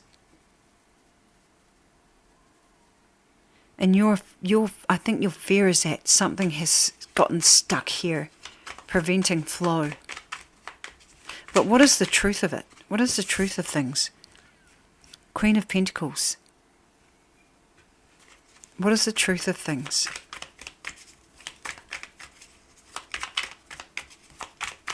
The truth of things is that what you've been seeing is grounded. I'm not going to take this whole pile. I'm just going to put this back here. The truth of things is that your vision here is grounded. There obviously is some real world action that supports what it is you've been seeing, but because you've been so close to it. So interesting that these two fours are beside each other. It's like there's mirror image, you know, mirroring going on here. And that the baby is safe. You know, the baby is safe. And that baby is what it is you've been working towards. There is reciprocal energy here. You're not imagining things. Okay?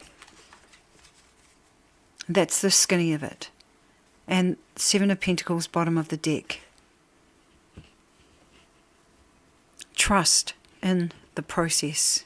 You've got, you know, what you've seen does have roots. What you have seen in your visions has roots. It's real. And it is not only planted like the ace here.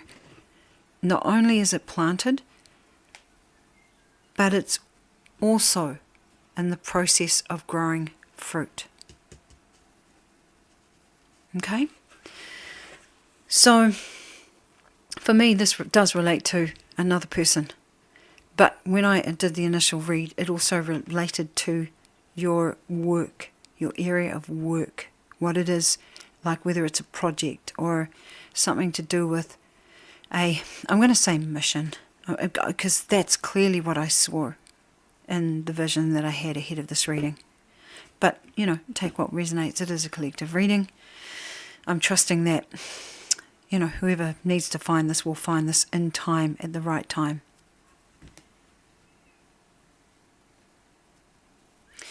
Okay, so what is your next aligned step now that you know?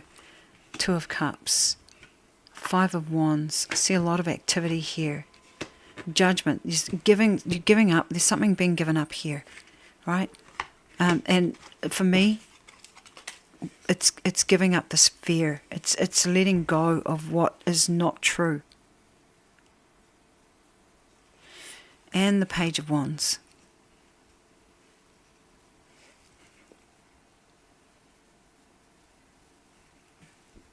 Like there with this, it's like embrace the adventure here. Like know that the sword, see the sword here, it's not a sword actually, it's a wand, but this wand is being pitched up towards the Hierophant.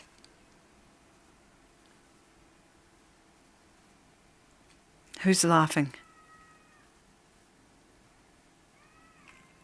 And it's as though that this page is shooting for this Hierophant. And I'm going to say, you know, this stairway here to enlightenment. But these two together, you know, so you've got Judgment, Hierophant, and the High Priestess on the board. And it really is, it's a period of initiation that you're either in the middle of, towards the end of, or at the end of. And what is you're being asked to do now is integrate what it is you've learnt, right? And this is the Page of Wands. Integrate what it is you've learnt here, and in shooting for this wisdom, and shooting for this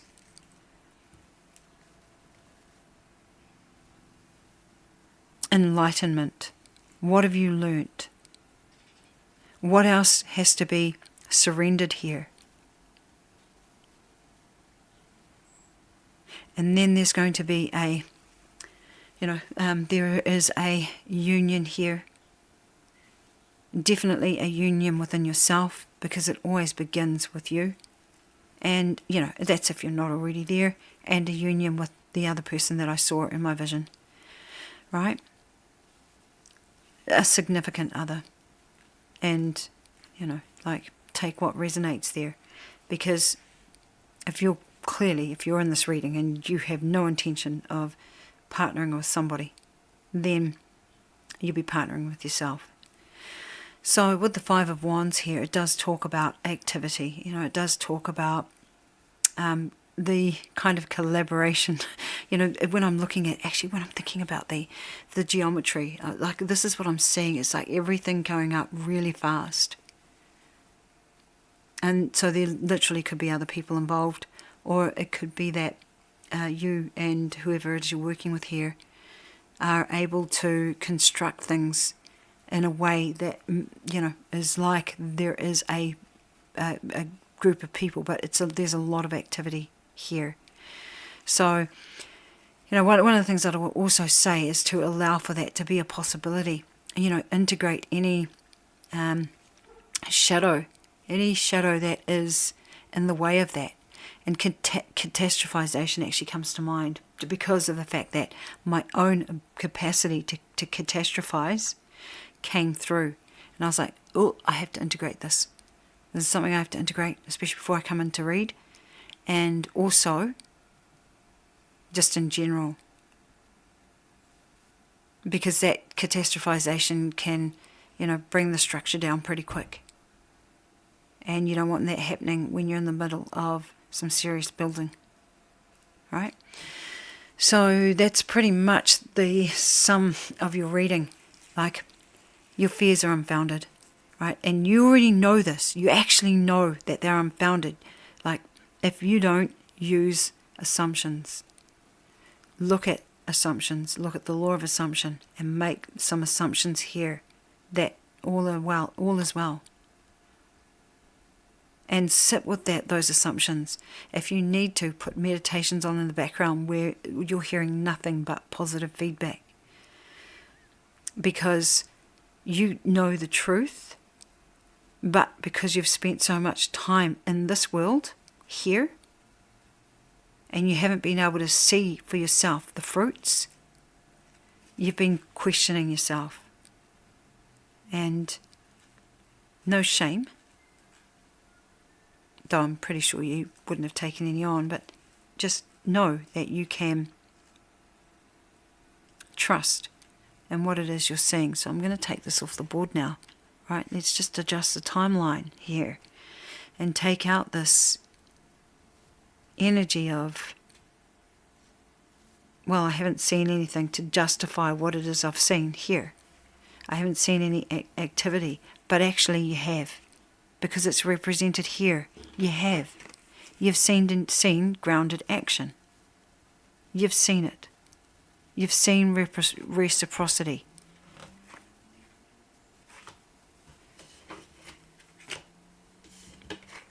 Let's integrate it right now. Integrating that fear. Because group 3, we are timeline architects, we are creators, and you are a creator of your reality, so that is what we are doing. And if you forget, know that you can go back to the present moment. Well, I mean, you don't really go back to the present moment, but that you can, from each new moment, redefine the pathway forward. And when you're at that place, check your fears. Check what it is that you're holding on to that can be integrated. Because this is cool. But let's just fold this now behind this.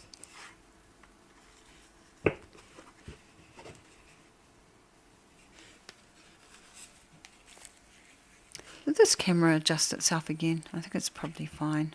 Just use it as it is. It looks like it's gotten lighter.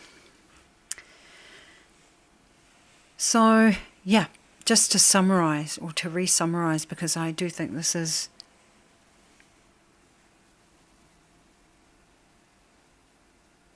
what you needed to hear here, is that everything is on track.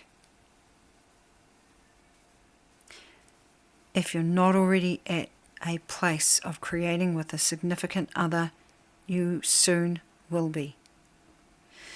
Right? And trust in the process, trust in yourself, trust in what you're seeing. Do we want any other clarification on that High Priestess? No.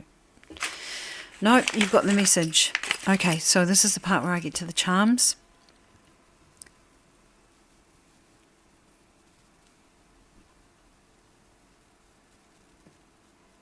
I'm just seeing if there's anything else here. So, before I get into the charms, just one more time, because this is helping build trust. Take a moment to visualize, if you haven't already, something in your mind's eye that we are going to be looking for in the charms.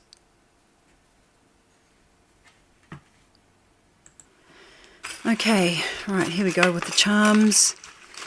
Oh, actually, just 1 second. Right, here we go with the charms. Now, a lot of messages in this one.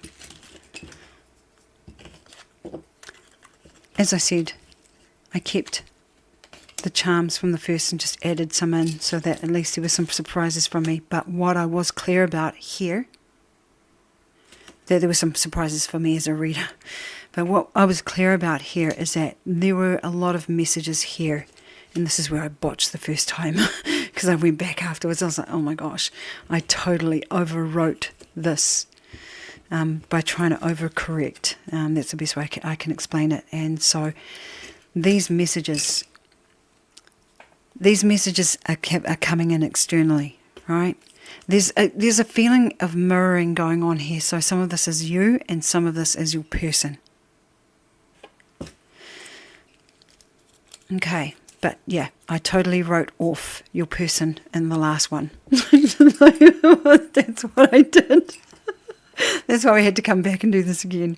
So, second time round, and it's it's a cleaner read too, because like I said, you just have sometimes you just have to self-adjust, so that you course correct as you go, and don't be afraid to do that. I'm guessing if you found your way here, this should resonate with you, and do let me know if it does, if you're able to. Thank you. Okay, so. Right, what I see here, I'm going to call these out, so hopefully one of these things you've seen in your mind's eye. There is I don't know if this is a crocodile or an alligator. I take one or both. This is one of the Inside Out crew, and it is sadness. And you've got Buzz Lightyear here as well. A ship's wheel. Just going to put it here.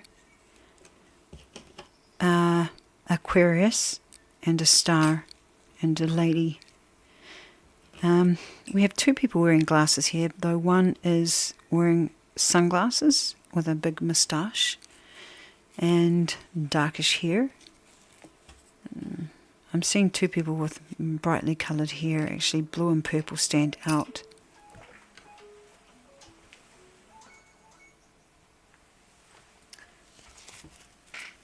We have fries. There's a ship theme going on here, so there is this is like someone with a spyglass that would normally sit up in the crow's nest. I'm definitely getting buccaneer vibes here. Put that up there. Topaz guitar. We have a kiwi. We have a bicycle and a crown. We have it's not really a stop, it's more of a pay attention. Okay, there are a lot of letters here. I'm just going to park these off to the side for a moment. We have an envelope that says, I love you.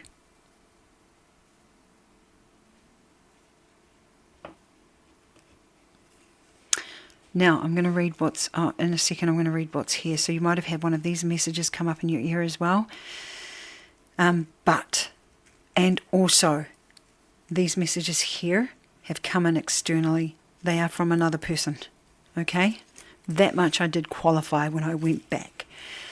So some of this is from your higher self. Some of it is from your person. You will be able to distinguish which. But before I get to those, I'm going to call out what I see in the stamps here. So these are stamps. So you got an inordinate amount of stamps. So I'll talk about that when I get there. This one here is, for me, is Europe, and particularly Germany. I see a tree and I see a castle. 55. Do you want to see it? This one here is, excuse me, a bunch of horns. 3, and they, for me, feel like shepherd's horns, but also could be war horns. There is one big one up here that just sort of like loops around. I've never seen this kind of horn before, but I have seen these in kind of like, is it a Viking era? I don't know. But shepherd's, they're like, to me, they remind me of shepherd's horns. These are, I think, coats of arms. I don't know what it says at the bottom. Looks like a name. We have a speed bump. We have a sailing boat. When I first saw this, actually, because this is, this was here. When I first saw this, I thought it looked like a double-hulled canoe. But in actual fact, I think it's just a sailing boat. But, we have double-hulled canoes here in New Zealand. But this looks Greek to me. It says Hellas, and the letters to me look like they are probably Greek. Does it have a date on here?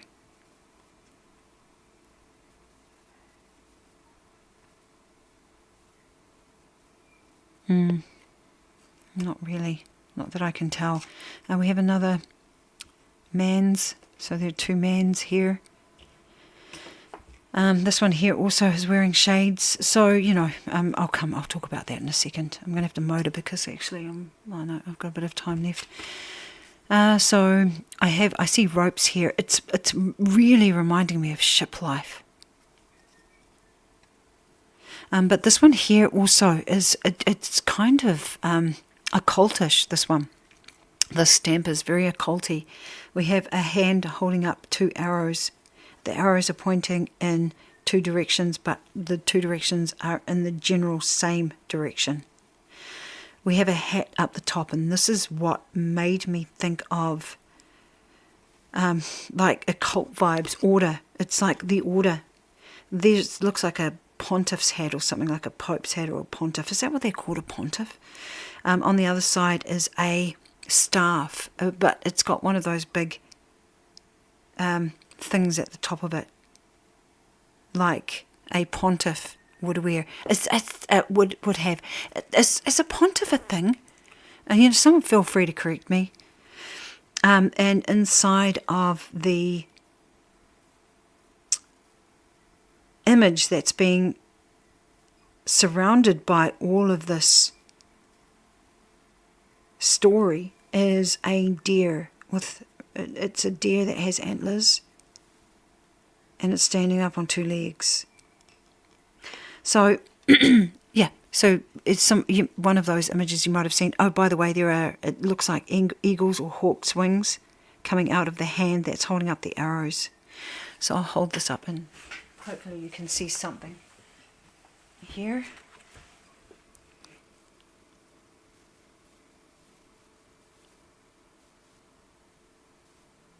Okay. Now, anything else I can see here and amongst these objects? I'll do the letters. Shall I do the letters now? I'll do them last. I'll do them now, actually. Oh, wow. There's a lot of A's. I thought I'd taken out all the doubles. I did. Actually, I did. So, this is what I see in the letters. A, A, R, P. It's just because this is a different texture. A, A, R, P, Y, X, T, O, A, N, T. Right, I will let you work with those. Now, I'm going to read the messages here. Give yourself a pat on the back. This is talking about the initiatory period that you've been in. You've been doing amazing. And, just continue to stay surrendered to your journey. Now here's where I get into the messages. Equal give and take, 100%. It's right there in the Six of Pentacles. I choose to invest in you. I'm going to put this up here as well. I am grateful for you. I really admire you. Okay? For me, those are coming to you from your person. This says life partner incoming. So I get that there's a good chance that you have been questioning yourself over a situation, and whether your person was going to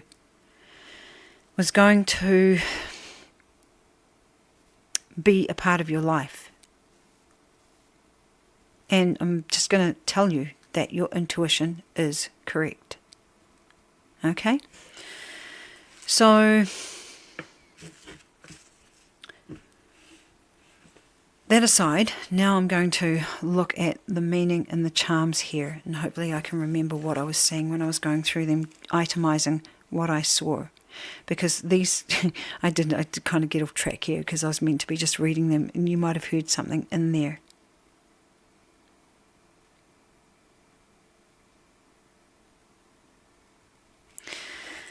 So, as I said, what I see here is ship life. I see basically there's a lot of travel. There's a few stamps, and then of course we've got the ship's wheel here.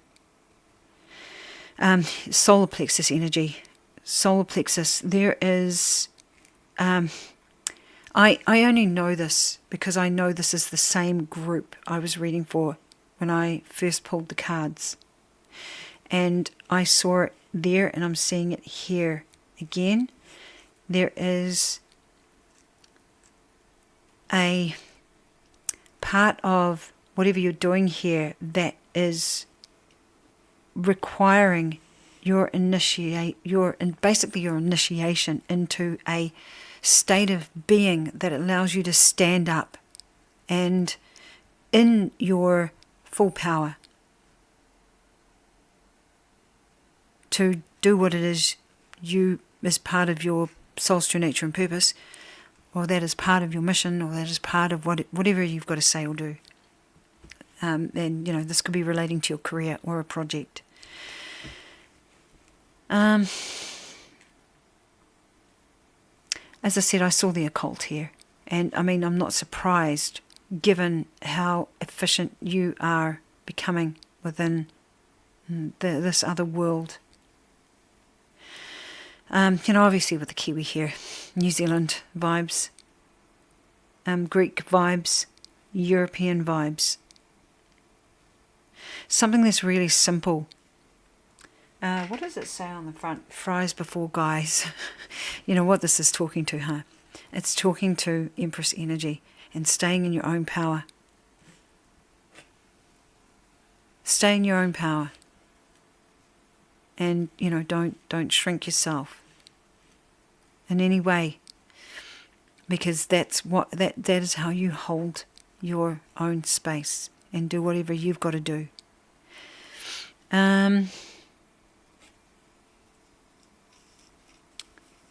What do we see here? There's a lot of love here. Look, there's a lot of love, there's a lot of affection, there's a lot of support.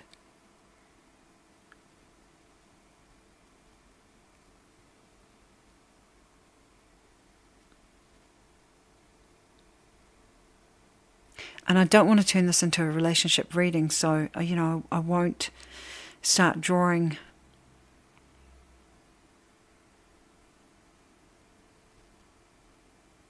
lines here specifically to relationships as much as showing you where I can see meaning without taking all day to do it.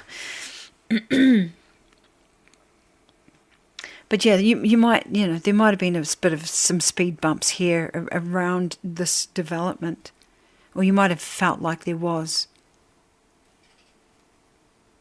But I do feel like any speed bumps that you hit were part, or part of the design for you to be able to realize more of yourself and to pass through that I, to lose or leave behind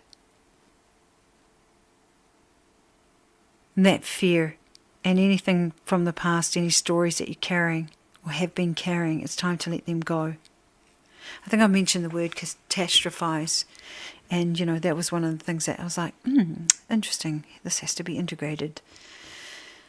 Because I recognize that I am going through something very similar to this in terms of initiate a period of initiation of really integrating a lot of anything that is residual energy from the place from which I've come,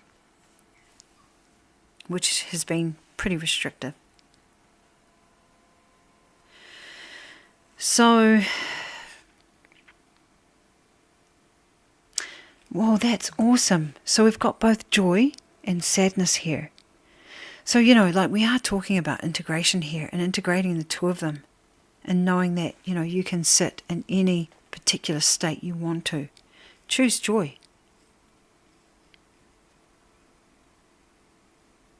And, when I'm looking at this, I am seeing these epics. I'm seeing lifetimes.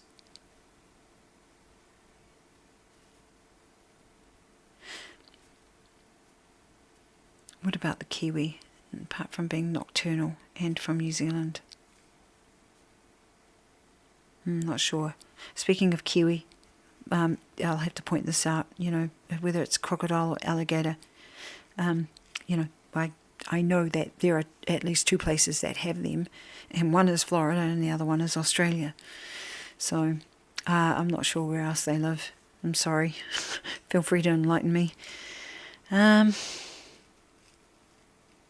Music, obviously, could be a feature here, as could bikes. But, by and large, I see travel. This is what I see. I see travel. And just with all the different places represented here. And I see, a shared interest in the occult. I'm turning this into a relationship reading. I think it's because of I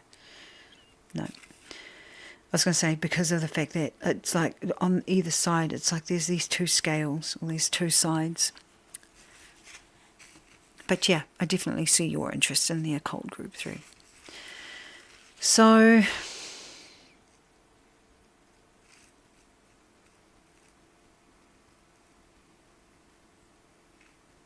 yeah, I think group 3, that's a wrap. I think that's a wrap. And I will leave you with this. It is safe to trust yourself again. It is safe to trust yourself, okay? And know that what you've planted here has grown, and it does have strong roots. With this 8 of Pentacles, 7 of Pentacles, it does have strong roots. And you're about to grow this into the 8, where you are working on what it is that you seeded. Okay? Alright, let me know if this resonated with you. If this is your read, I'm actually really invested. And in any case, I will see you in the next reading. Thank you and have an amazing week. Bye for now. And this is a quick follow-up post Lionsgate, a week and a half after this video was made. And if you are here listening to this now, I just want to apologize if you were supposed to get this reading before Lionsgate, if you needed this information ahead of that time. One of the things that I realized retrospectively is how much of a difference it would have made. I've never had the likes of this kind of reading where there was so much noise. Guide side and also on my receiving through collective field side. And as I've gone to post this reading, it's very, very quiet, both in the collective field and also guide side. And now I know this recording for some is going to be coming retrospectively and as a look back. Hopefully you made choices for yourself that were choices that didn't create more setback for yourself. And, you know, certainly I'm trusting in the process here, even if it's so funny. Like, it's such a quiet week this week compared to last week. Last week was so noisy. And like I said, especially with this reading. And, you know, one of the interesting things is it really set a bar for me in terms of reading and moving forward. It's one of the reasons why I cleared the deck of old readings, because the resonance and what I was tapping into was just completely different to how I'd done readings previously. So I may bring some of those back. We'll see. I need to go back and listen to them and just curate. Otherwise, that's it from me. I will see you definitely in the next reading. If you've sat here and listened to me for 2.5 minutes, you're a trooper. All right, and that's all. Yeah, okay, bye.